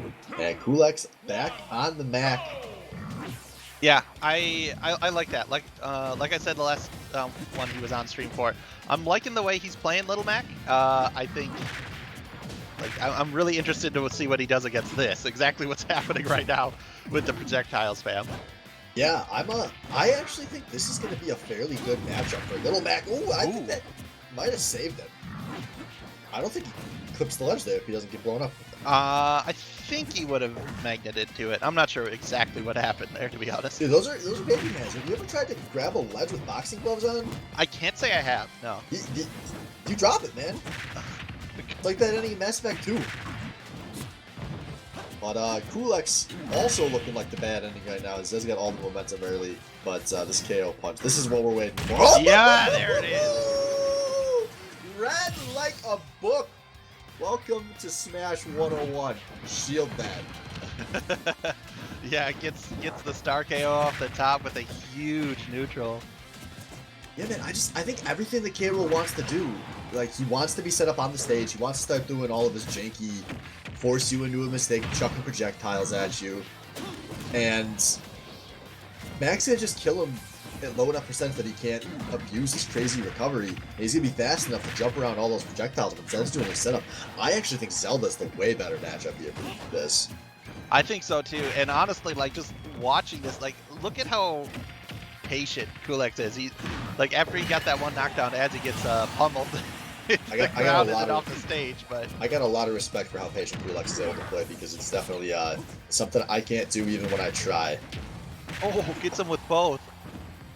That being said, the K. Rool rage pressure eventually always seems to find a way to start breaking through. Is there nice aerial combo? That's gonna turn into a stock.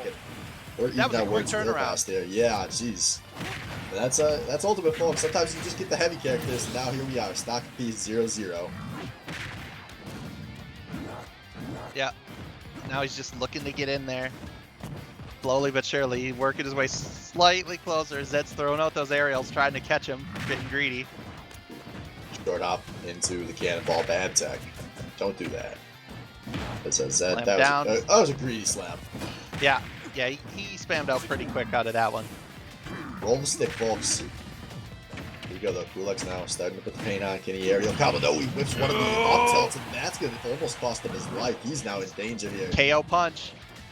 Can he hit it again? There's no way Zed lets him hit this again, right? I don't think it's about what Zed will let him do. Oh! Zed, no! I've never been happier about what I just said. Perfect. Hot damn, that was hot. Hot Mac. Salvo, if you're watching, this is why everyone's so scared of the Mac. As Coolx, Zed's 100% on Zelda now, right? I think so, yeah.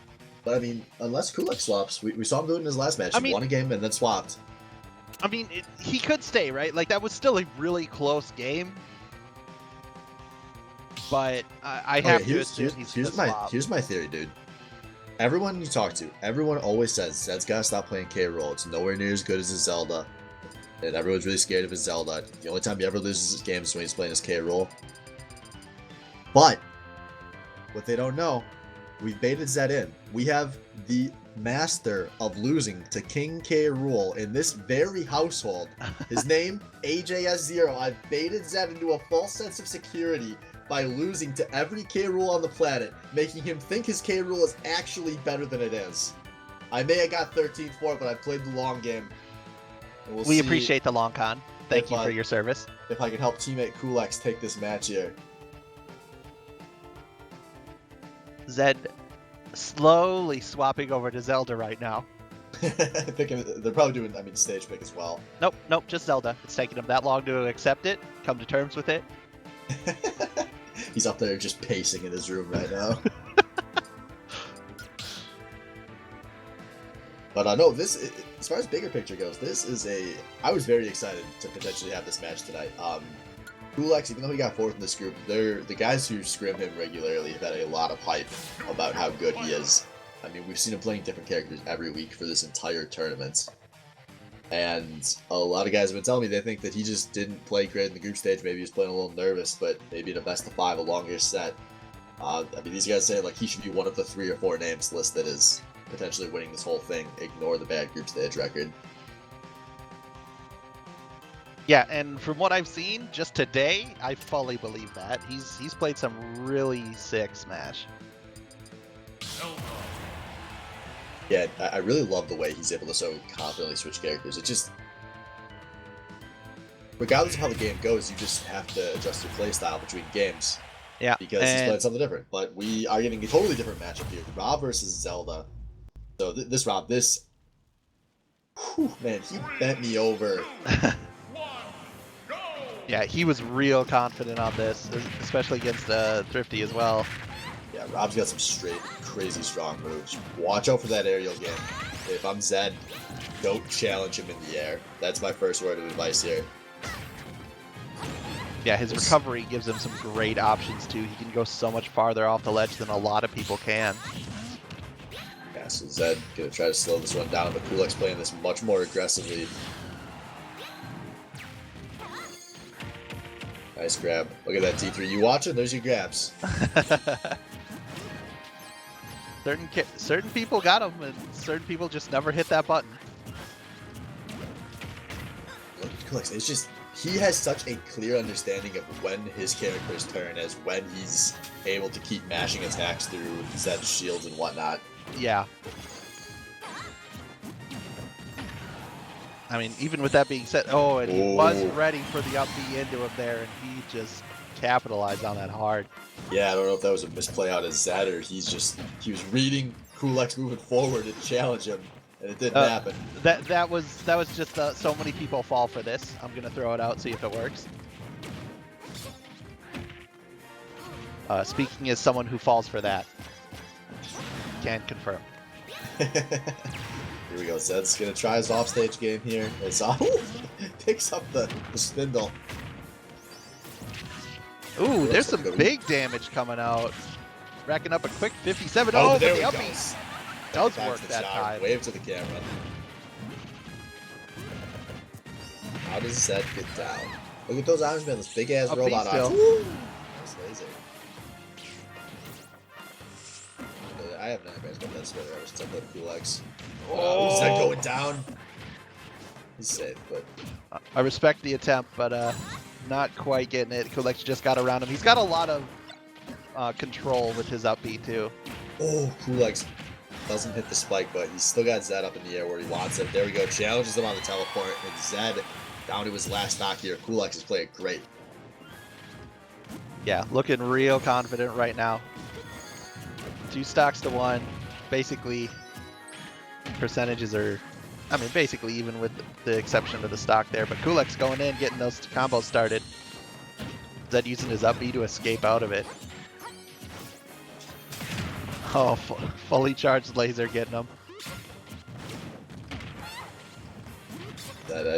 Well, hadn't landed a move in a while, it felt like, but now maybe getting one of his patented Zelda bread and butters going here. Kulak doesn't drop the shield like a scrub. No, nice spot dodge.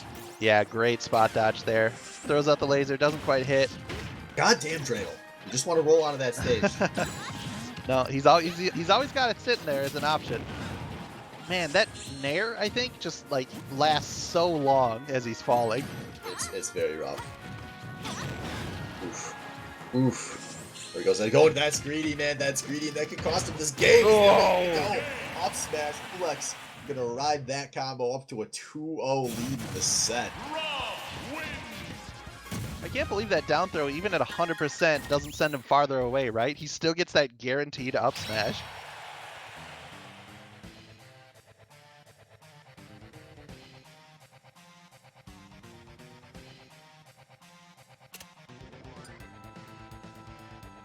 Alright, so we'll see what does Zed have left in his bag of tricks here.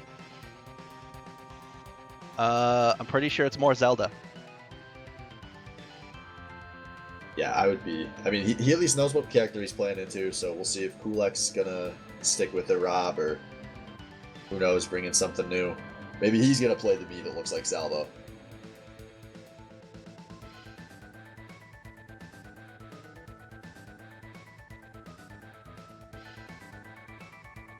Yo, we gotta get some of those tablets like they had at Genesis for doing stage strikes the next time we throw a Right? LAN tournament. I Those were love sick. those. I've seen them at a couple tournaments previous. It might have just been last Genesis, I don't know, but like that's next level tech. I can tell they don't use that in Melee. They normally don't use that in Melee. Somebody mostly watches Melee. Maybe they've been using Smash 4 all along. But Microsoft, any other tablet manufacturers, Team Swain Baddy League, always looking for more sponsors. We promise you 20 to 60 viewers at a time, pretty much year round, once a week.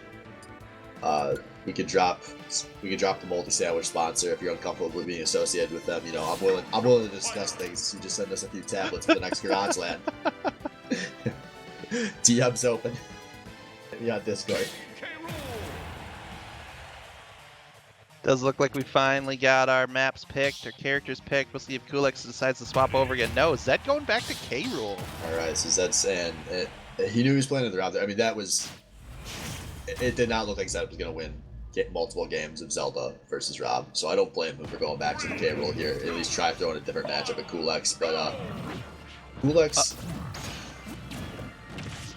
I mean, he's not going to be able to get some kills. He's just, God, you guys, you know he got nerfed. Stop doing that. Well, look at it this way though. It's either down throw and maybe get a hit out of it, or any other. Oh! Yeah, K. Rool gets it though. God damn it. So many other characters just die there. Slowing things down a little bit compared to the last game. This is looking more like how he played Little Mac in terms of pace here. Very patient. Yeah, using great spacing on his nairs to get out there. Oh, still going for it. Man, Rob's recovery's so good. You can stop it partially and then just continue from where he left off. Yeah, it is very strong. We're just bad because no one's playing these hyper recovery characters in Genesis, so. Catches him. Kulek's still at a high percent here, but I mean, at this point, most hits from K. Rool are going to kill you anyway, so you can basically ignore your percent from here on out. Just don't get hit.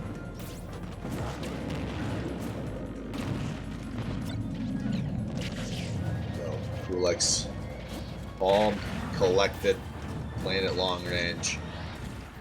Nice reflect on his set. That big old K. Rool belly. Grab the crowd back up. Not before he got an extra 50% on Zed during that life, before you can finally take that away from him. Yeah, this is a percent starting to get to a point where it's going to be dangerous for Zed here. So he's got to be careful not to die off the top. That's maybe the most dangerous thing that could happen to him. Because we saw some of those combos last game going up to the up aerial, but not high enough. Ooh, throwing out the reflex there, just assuming he was going to come in. That was a tilted reflect, I think. Well, sometimes you just throw them out there, right? Like if they've been coming in the same way. I don't know. That one was pretty greedy. Oh, I won't deny that it was a little greedy, but sometimes greed works out for you, right? But it's not working out for Zed as he just loses another life. Yeah, now potentially season stock. 7-0 the group of death. Does he have something up his sleeve here? Giant K. Rool bread and butter. It's worked for him against so many other opponents, but it ain't working against Kulix, who's just racking up this damage, playing this slow. Look at this! Juggling him like Drano. he's a bitch. Does he follow it? Yeah, follows it with it up there. Doesn't quite kill. Zed with the little early reflect, isn't picking it up. Gets grabbed. Kulix gonna go off stage. She's looking for the spike. Zed's got to play this smart. He's able to make it back to stage. Oh, but he has so much to do. The laser. Oh wait, there's super armor. Yep. Gets a good aerial. Kulix back on the stage, back to true neutral here. Now Zed trying to land another early reflect. Zed's at 172. This is not looking good. Kulix just gets the grab, and there we go. Zed gets the forward smash, and it ain't over until it's over. Just don't get hit. Rule 1 is smash. You knew it the whole time. Oh. He's following him. Early down air, doesn't quite pick it up. He sucked. Robert covers that though. Oh my god. Like Rob doesn't care about that shit. There we go, the laser. Zed about to break 200% here. Yeah. But he's not done. Kulix has to land the kill move. Oh, and there's Oh, the that's a grab. I think that it. kills. It bounces him down on the map. Oh. No, it doesn't. K. Rool 226. Still living. He can't get any percent. Another grab. Does this kill? Going Yeah. for the ground that time. That's safer. That's smashier. And Kulix, the chosen one we have been warned of, looking like he has shown up today, is going to take out Zedekus 3-0. Moves on to play Smiggles. And by the end of the night, we're looking at one member of this group of death standing. Yeah, Kulix really forced people to accept that he was looking a lot better than his standing set out of groups.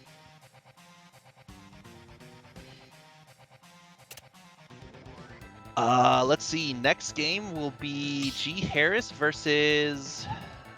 Which match is that? We got Salvo, G. Harris I versus believe. Salvo coming up in a sec, so stay tuned, Microphone guys. activated.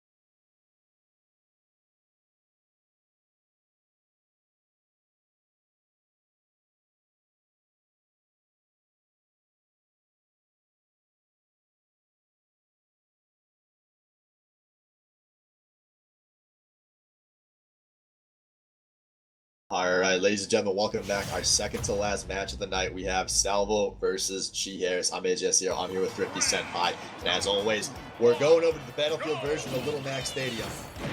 As finally, we're going to see Salvo punished for his crimes against Super Smash Bros. His inability to play this game at a high level will finally be abused by a superior opponent like we've been waiting for all season long. Please, Grant, I need this. He's definitely given it to him. DK giving the claps, the slaps, and the rolls here. Salvo's struggling to find position here. Yeah, man, I don't know. I mean, Salvo's probably practiced the least of any of the players remaining, if I had to take a guess. There's a chance, if you haven't played against a lot of Donkey Kong, those arms, they look big and they're bigger than they look. Yeah, they are. They're thick. He's top-loaded thick. Yeah, because, oh, there we go. Nice up air smash. There we go. Harambe's finally killing that boy like he always should have. Oh, shit. I just realized flashbacks to Cincinnati. Is this the PTSD built up? Like, how long has Harambe been waiting for this? Yeah, Salvo, you've had some incredible runs, but even you can't fuck with karma. Oh! He didn't get away with it though. And then finally, PK Freeze not fucking putting this man away. Oh my god, these spot dodges. Oh, This is a little too disgusting. greedy with the smash, though. Yeah. But man, he's had a few spot dodges now. That's a mechanic most of us are not good enough to utilize, but Yeah. Mr. But G Harris all right. has been on top of it. Oh, there we go. Yeah, drop him off, throw him out. Take us back to daycare. G Harris says, I'm not content to win him. free stock while I'm here. Is you aren't even Yeah. close with that PK. Yeah, I really like that though. It's like child's misbehaving, slap him over the shoulder, pick him up, take him to daycare. It's their problem now. Yeah, Grant would argue maybe it is alright to beat your children sometimes. Salvo, he's looking for it, but man, he's not even close. Oh, Grant's there we gonna- go. okay, well, Give him the stick. he's due for one. He can still JV 3 stock. Okay, well, he can 2 stock this. That's pretty good. Yeah. Oh, Yo. we see the PK freeze land finally. And, One thing that's bothering me about this matchup is Salvo, he's completely dropped all of his fundamentals. Like, part of what's made him, when he's winning his games, he's not just exclusively tossing out these long-range, you know, attempted a home run PK freezes. yeah. He's actually doing some solid air game. He's got some proper spacing. And then, like, he's finishing when he's got his opponent in a bad situation. He's just spamming special moves right now. Yeah. There's a lot of special coming out. Nice And, super armor out of DK. Yeah. Dude, this guy get through that PK fire. Yeah, he's kind of it's like So's definitely kind of figured things out. Like if you notice, his last stock hasn't been nearly as one-sided as the last two. Like he's kind of starting to figure it out, but way too late. And maybe there's a couple gigs left on that download. Yeah, no, I don't know if you've ever been to Amory, Wisconsin, but a couple of gigs. That ain't finishing during this match, my friend. Yeah. Speaking of the middle of nowhere internet, yeah, that's Somebody's got to run that boy some hard copies. Maybe we got disc downloads of the G. Harris stratagems, which you can study real fast, but slap someone in the van. They gotta go. Too bad. Too bad that Blizzard's got plans.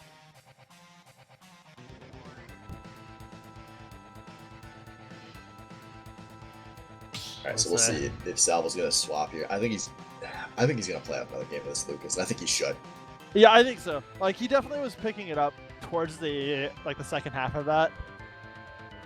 It wasn't great like all the way, but like a huge portion of that game was just the fact that like the first two stocks he lost were just essentially like free. Like they were quick, clean. I think G Harris had like 110% on Salvo before he got grabbed the first time.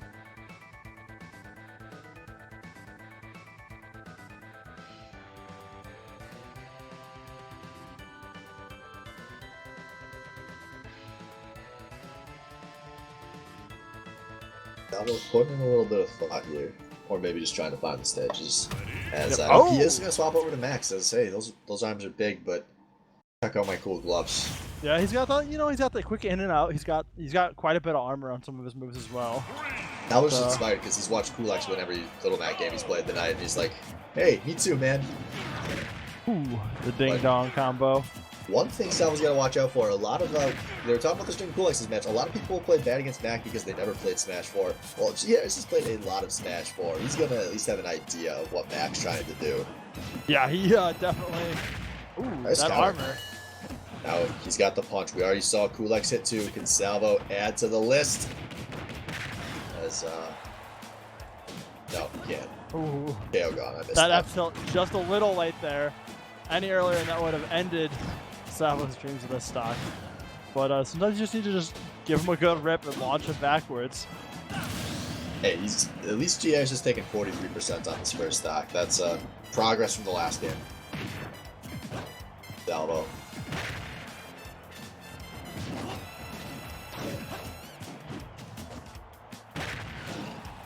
Go, so I'm slowing this down a little bit, getting grabbed off the stage. Not getting grabbed. Oh man, G. Harris has been good with these spot dodges. Every time I spot dodge, I like immediately die.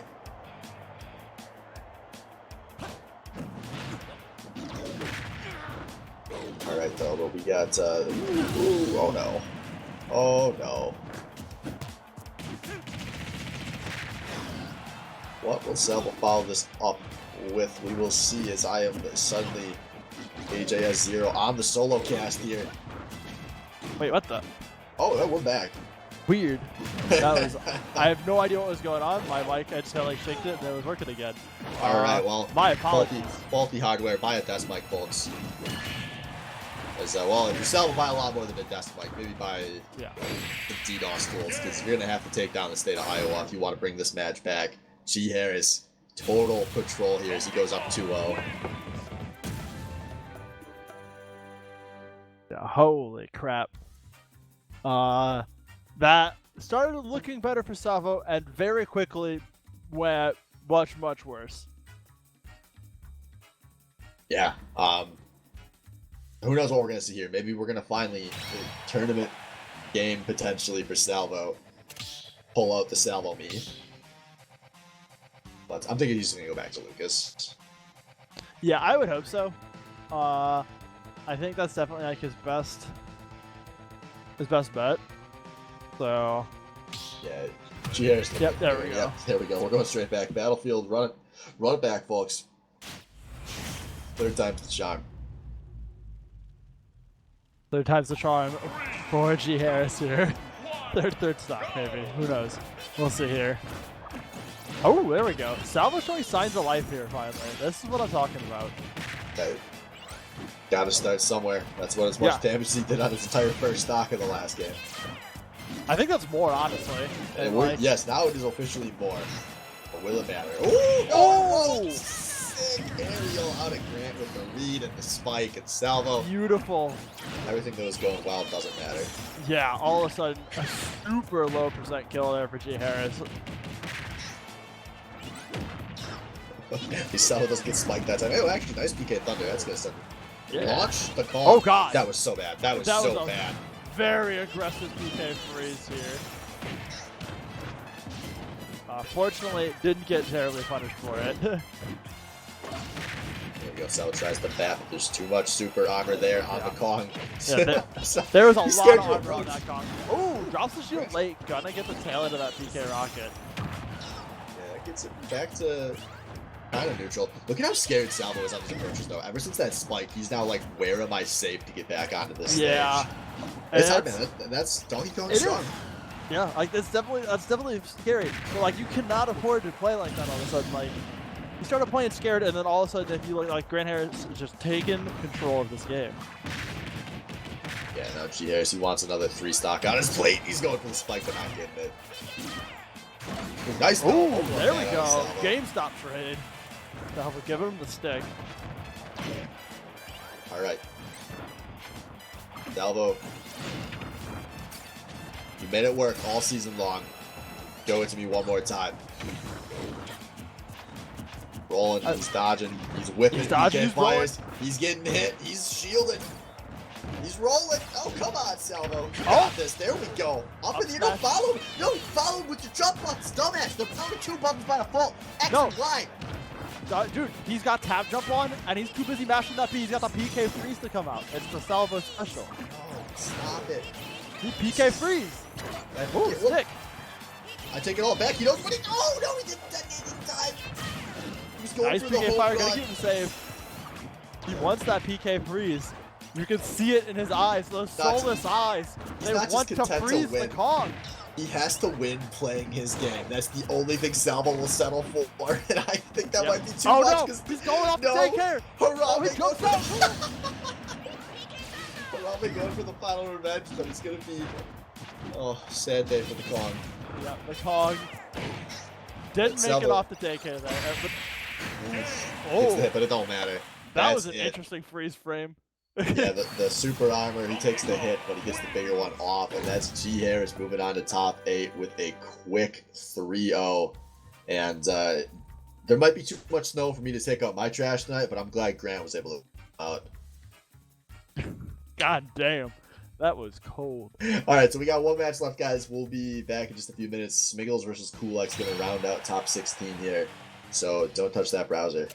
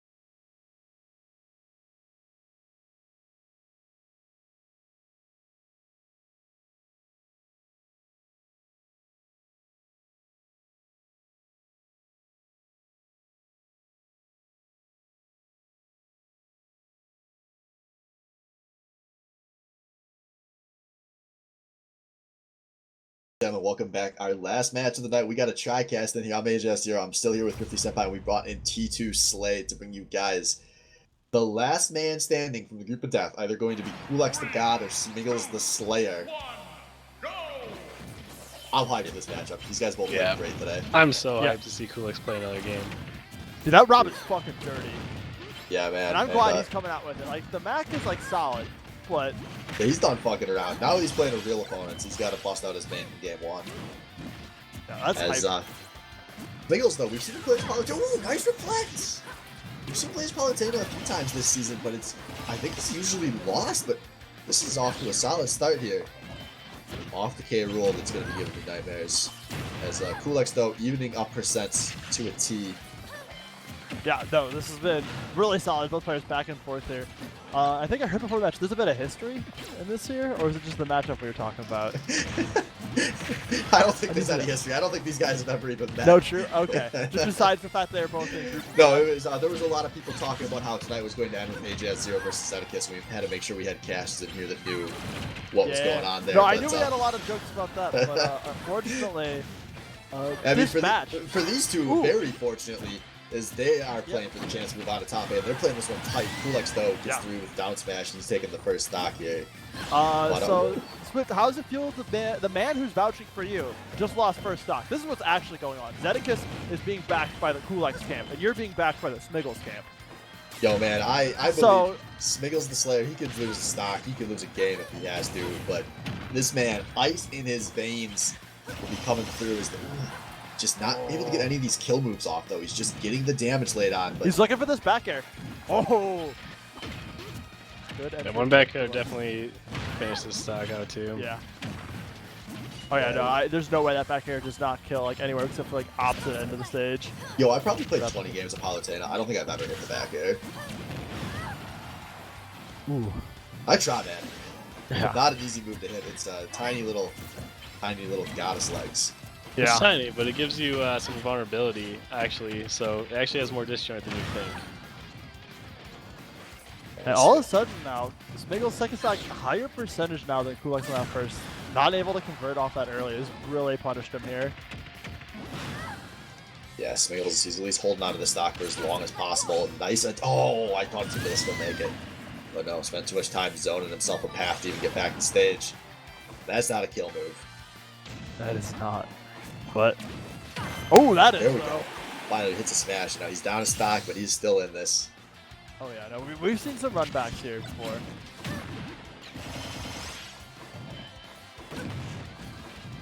But Kulex definitely not going to let that go down without a fight. And some of these counters are being aggressive. Yeah. Very aggressive. Speaking of aggressive counters. Yo, as the counter spam king, I just want to say I don't remember like ever calling out somebody's counter for a good reason. Don't use them, guys. They're dumb. It's my flaw. Counters are a trap. I mean, you save them for last stock. Oh. Oh, I thought he hit that up smash. I was saying that he had the vestiges of Ivan. Oh my goodness. Covering every option there. Yeah. That was sick out of Kulex. God, that Rob is so dirty. Close, but man, Kulex, once he figured him out, that was just over. Yeah, I think Smiggles is going back to the K rule here. Every time I've seen him play the Palutena, it's been one game and a swap if he loses. Yeah. One of the things is like, I don't want to rely on the power of the king, but if that's what you got to do, bust out the croc. Do what it takes to win.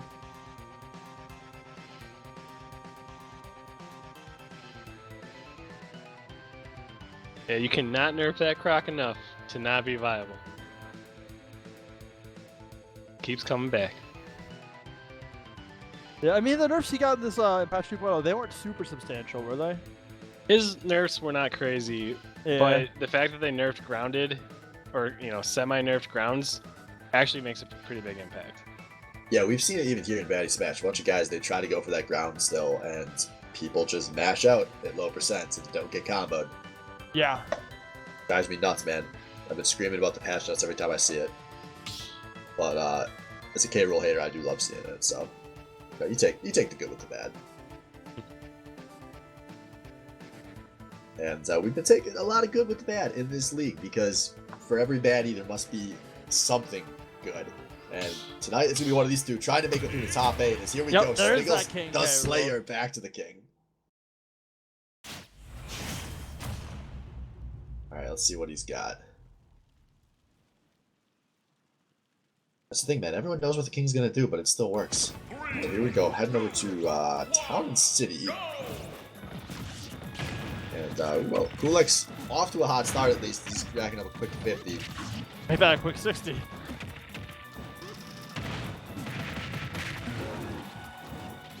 God, when this Rob is on point, like, it just looks so good. His moves, they just have such big hitboxes. Yeah, there's a lot of hitboxes. He's able to cover a lot of options all at once. It's rough, man. Yeah. People always joke it's like Donkey Kong, he's got all the frames, he sticks around with that, but like maybe it's Rob. Rob is the real frame thief. Yeah, one thing Rob has over Donkey Kong is, man, he has so many lingering hitboxes too. Yeah, man. You think you're challenging him, and then suddenly, like, you're still getting hit by that. Any of those aerial moves, especially that Nair. That Nair is gigantic. I mean, Rob himself's got a pretty big hitbox. Ooh. This could actually, this could be a big point of this matchup. A lot of K-Rolls, they just rely on those, like, 150 to 200% stocks. But that ground into up smash, I think that's, like, a guaranteed move at higher percent. So K-Roll can't abuse his recovery. That's actually, like, really important in this matchup. Man, if Lucina had a ground, I would have fucking won that match 3-0. We'll see. What can Smiggles do about it? Kulex The is top once again. coming back.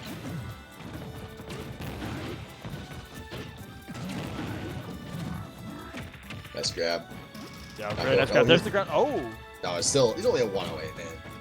Only a 108, yeah. Can't get grounded for that.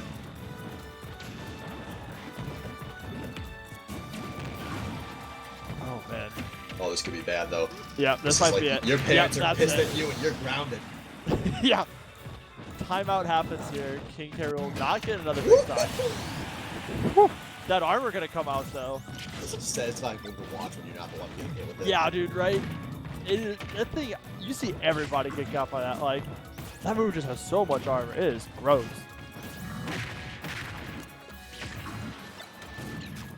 So we're going to do a little projectile war. Smiggles got a lot of ground to cover. Kulex getting the combo off. We've seen this a few times already. Can Yep. he chain this? Oh my gosh. He's got about 40% to go until he's in a grab away territory. And Kulex knows that he's slowing this down, just trying to poke. Force Smiggles into a bad decision. Get him up in the air. Get him off the side. I was like, now he's getting close. He's once again close to that grab percentage. Yeah, this is, there's a lot to run this one back with your Smiggles. Yeah. I'm pretty sure just whoa. Tries to get the sucking cuck, but not gonna happen here.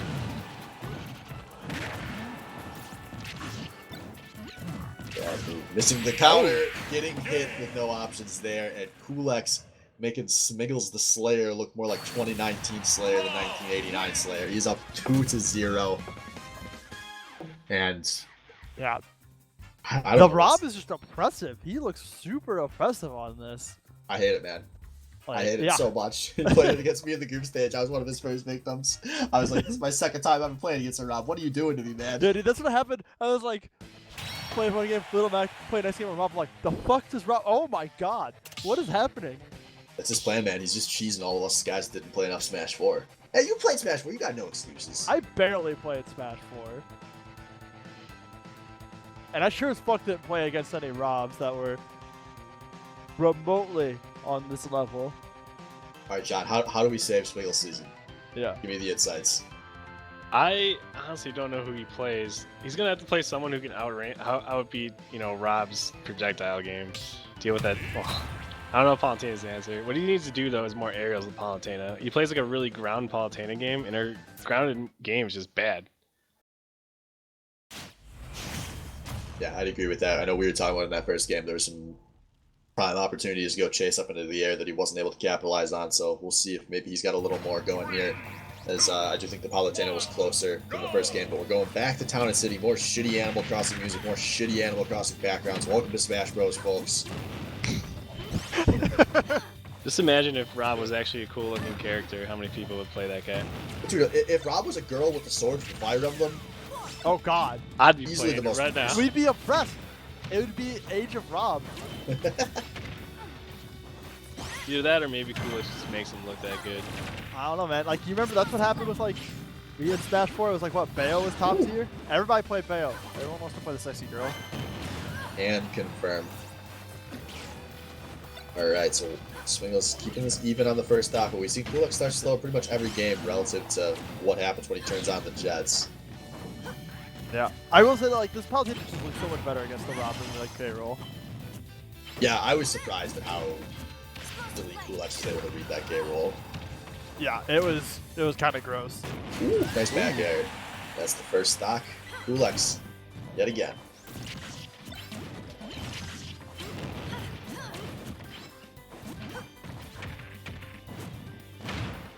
Oh no, it's happening again. Yeah. Oh Just no. like the first two games. Yeah, it's just A competitive first stock and then he finds his combos. yeah, it's just The like platforms are going away. You're all alone out there, Spickles. nowhere is safe. That fucking top, man. He needs to pick it up and actually use it against Rob. Hey, maybe he's never played against the round before. Maybe. Maybe Nice throw out some reflex once in a while if you're not going to approach. He was listening to the Baddy in game 1 saying Reflect is bad. Nice and punished. Counter is bad. Reflect is good. Oh, nice spot Oh. dodge into it down smash. That was actually beautiful. Smiggles Yeah. finally taking the stock. Let's see if he can hold on to stock 2 for a little while longer, rack up some more damage. Yeah, I mean, there's definitely a world here where Smiggles could take this back, where he just gets a good amount of damage, or even a stock here, like just runs Nice. hot. Nice. As, He's like, going down without a fight. Nice. oh no! We've seen this one before. Ooh, Palutena able to smash out of it there. Yeah, here we go. He's finally got some momentum going for the first time in a while. Now he's at disadvantage. What can he do? Dude, these spot dodges, man. Yeah. He'd fool me with every one of these. No wonder he beat me. Big laser. That's not gonna be a kill move though. No. Good teleport. Good fair off the stage. Yep. Oh man, the Smiggles is a dangerous percent here, but Going for the back. you might that's- actually. Yeah, he's not. Whoa! Here we go. Oh, There we we don't go. tech those. Rob is floaty. It shouldn't be too hard to actually edgeguard him. Yeah. You see, he is pulling out way more aerials, and it's working Yeah. for him. Yeah, I was Yeah. gonna The say, moment you he's on the talked about ground, he loses. Yeah, this has Man. been very impressive. No more just get one hit and settle for the damage poke. He's going for chases here. Landing I them like this. successfully. Nice. Dude, these side Bs have been on point too. And now Yeah. Oh my Kulak's back against the wall. He's 1 or 2 hits away from ending. There we go, the Ooh. back. Yeah, that's a Gotta big keep the one. match competitive though here. Not gonna go down without a fight. Yeah. We're one big bread and butter away from this being even percent too. That's the scariest part. We've seen some Yeah. huge Oh 70% my combos going to Kulaks. And now these guys both in kill range. Oh, come on, Smiggles. There we go. The spot dodge into the back. Oh, 50% bad easy. DI. Bad Oh DI my for the God. death. Yeah, that had to be bad DI, right? Like that was 90% at grab, 105, 6 at kill. I don't know, man. He was at the edge of the stage. I don't think the Yeah. kill box is that far off in that direction. I think she has a good back throw. I That's could true, be yeah, probably. wrong, but if it Yeah. if it was meant if it was meant to kill without DI, I'm pretty sure it would have played the slow mo. Yeah, yeah, that's true. It didn't do Ah, the slow mo. yeah, that's. I guess you're probably right. I don't know how their formula works, but I was under that impression. But No, it definitely seems like that because like sometimes like that will be wrong. Like that'll get greedy if like someone gets good DI and it's on the long side of the stage and you have a lot of distance, and it will like you won't get the kill off of it even though you get the freeze frame. I love games like that though. Games where momentum just switches halfway, and it was going back and forth near the end there. Yeah, that actually was probably the best individual game I've seen all night. I haven't been watching the entire time, but that was That was a solid game. Yeah, those guys, Smiggles was finally figuring some things out. Man, that air game was just so much better. It was just like you were saying, Slade. Just go up there and hit him with the goddamn aerials. They're so strong on Palutena. Stop playing AJS0 Palutena, start playing Pro Palutena. That's what Smiggles was doing that game. Yeah, it was like a switch though, like between like that first round Palutena and that one. Like you got to like 100% or whatever, that second stock, got the kill and just Smiggles engaged.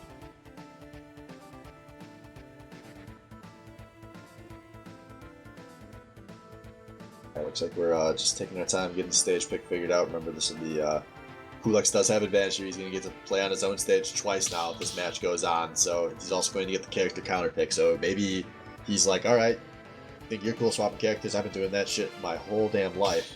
So we might see something different. Nope, we're going to see Palutena Rob. Round Yeah, I was three. saying, I'd be surprised if he was, you know, hiding a secret power higher than this Rob. Yeah, and I have to imagine this would be a very, very bad matchup for Little Mac. So I don't think we're going to see that. Now, Smiggles, he started every game bad on the first stock. Can this one be different? Oh, last one wasn't too bad at the beginning. Like, he started the game off right with like a 40-50% at least. Yeah, I guess now that I think about it, you're right. So, but this one still starting this one much slower than the last game. That's definitely, I feel like, in Smiggles' favor. But as I say that, always a good old caster curse. Yeah, it's always there, man. But This should be a good map for Palutena, actually. She should be able to combo her aerials much easier. with the platforms make it also with Rob, it's like harder for him to get down.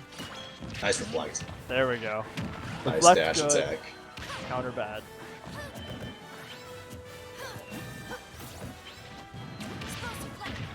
Looks though able to finally clear his way back into advantage here.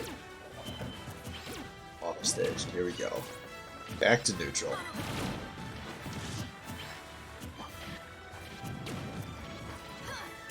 Oopsies. Big beam the wrong way. That's the big oof. Smiggles going greedy with that smash, man. I can tell we are feeling so much more tense now that Smiggles has won a game. Yeah. No, all of a sudden it's just like, wait, this is happening. There's a chance. No, I believed all along. Yeah. Ever since he took me out in the group, week 1 of groups, I've been on the Smiggles hype train. I do like Here how we he go. went off stage there. You did it a little bit too early, but you can aggress Rob's recovery. You really can be very aggressive, especially as Palutena. Yep. Oh. There, ooh, there gets canceled by landing. You can like feel the tension between these two people as well. It's like they know, like, Yeah, we're 2 minutes in. They haven't taken first stock yet. yeah, like. There we go. Oh, he Good tagged it. The sick tech. We tech Oh, those. but the What? Smiggles down smash comes through first, and he's taking first stock. I Smiggles think that's is. the first time. That's the first time all day, this whole match. Smiggles taking first stock. It is, yes.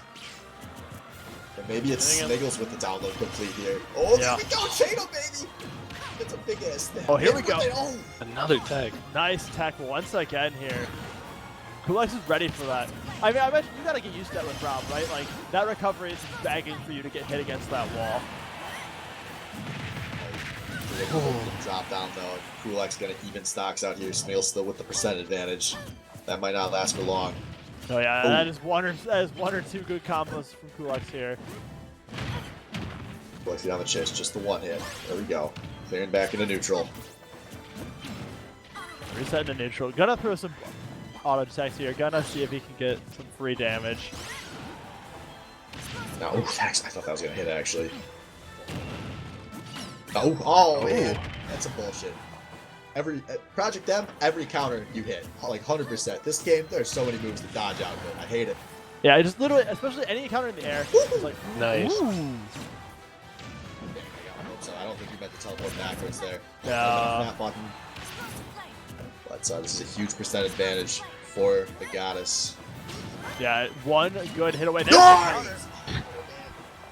There's the thing. Goes forward there on the Rob. Kulix is really starting to push for these reflex now. Yeah. He might need to drop these before the end of this round.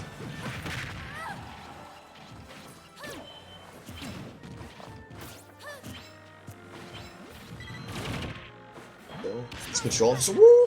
I thought that was gonna hit. finally, Nice. 100th explosive flame will be the charm. Yeah. I say, just if you keep hitting them, eventually it will kill them. Yes, it is. Starting to get up pretty big here. Doesn't get spiked. Yep. Flex looking for that kill here. He needs to get a quick convert here before he gets a little too much more percentage built on him. But I'm just impressed with Smiggles has slowed this game down so much from how he played in the last one, but he's still playing Yeah. it successfully. Oh and that my- one, the spike barely hits him up. Oh, the reflect, that must have been the last frame. Shoots the laser Yeah, back, that was- hits him with the flame.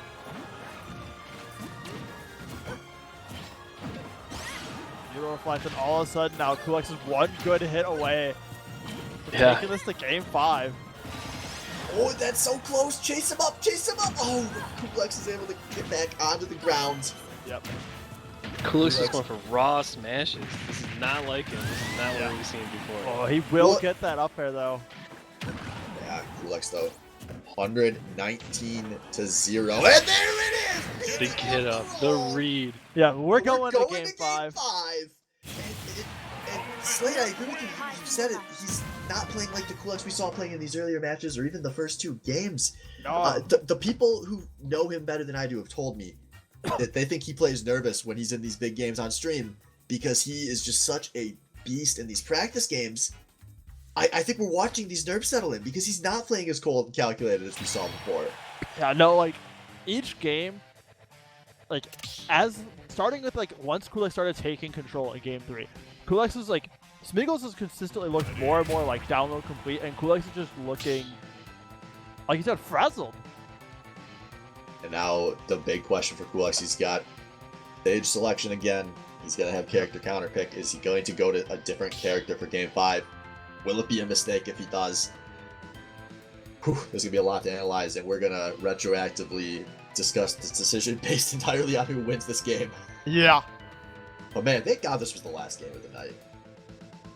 Yeah, no, this has been awesome. Regardless of how this ends, this is a hype as hell match. Yeah. What do you think? Do you think Kulix should switch it up? I don't personally think so. don't. I don't actually think think so. that if Kulix plays his best on Rob, he's gonna win the matchup. Yeah, my gut Yeah. tells me stick with the Rob. You're more likely to do what you did in those first 2 games than something else. But I mean, at this point, Kulix might be looking at it as, hey, I'm 1-2 in this character matchup. If you throw out the K. Rool win, maybe this isn't the matchup for him. And we've seen Kulix play a lot of characters this season. I don't think it's gonna be Mac if he swaps, but I mean, maybe he's gonna play his own K. Rool. Maybe he's gonna. I don't know, man. No, I actually haven't seen him play anything besides the Mac and the Rob. So His boy G Harris is saying, nah, switch in Twitch chat. So here we go. Moment of truth. It's gonna be the Mac. oh, he's going to the Mac. He's a Ooh. believer. This is going to be, well, however this goes, it's going to be explosive. Game Yeah. 5, Smiggles versus Kulix, top 8 on the line. Final Who- destination. Let's Who go. will survive the group of death? Final destination definitely seems like ideal little Mac here, though. Like stage. Oh, Yeah. could not be better. I don't Yeah. know how. I guess Smiggles maybe didn't know the Mac pick, but I would have never let this go through. Kulix starting this Yeah. slight Oh my advantage here. goodness. So aggressive. Like that might have been it. Like reset Smiggles. Like Smiggles kind of figuring out that matchup. It's like, all right, let's switch it up. Yeah, I want to see Smiggles go back and start doing more of his projectile spam. I think that's gonna open up more here than it was in the last match. Dash attack almost kills. Oh, That was close. that was very close. I thought there was probably a frame or two, and then he could sneak it in. Looking for that KO punch. He's got to secure it. Ah, damn. Alright, Kulix in the lead. He's comboing now. He's maybe starting to get frazzled a bit here. What the hell does this Mac do? Everyone told me it's bad. Oh. Gotta get those against Mac. Yeah. Do not give that up.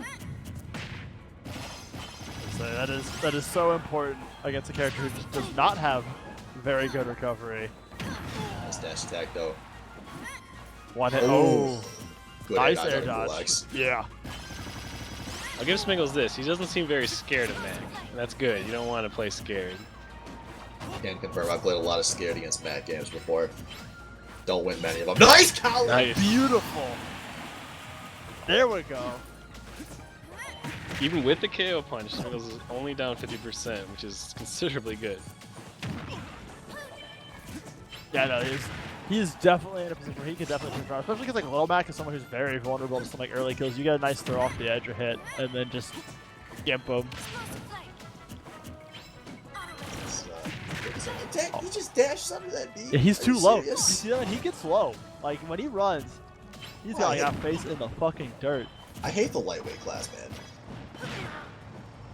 Here we go. Smiggles getting the area combo, going greedy for the smash, but percent basically even here. That ain't gonna kill, but it's gonna be close. But hey, at least you know that back. Ooh, that grab's gonna be bad. Oh, nice DI there. Shields it. Now there's a KO punch. Smiggles now aware that you cannot shield those going off. Does not hit, unfortunately. Oh no! Don't want to see The those. DI, and Oh, now that's that's a KO punch available too. So you know Smiggles is looking for the... Oh, he's Oh, he got it! in Oh, my range. goodness. Damn. Wow, incredible play. Coolix. Holy crap. Gets the jab here to get him to lethal and just KO lights out. Hot damn. And just like that, it's over. Coolx 3, Smiggles 2. Coolx will make it on to top 8.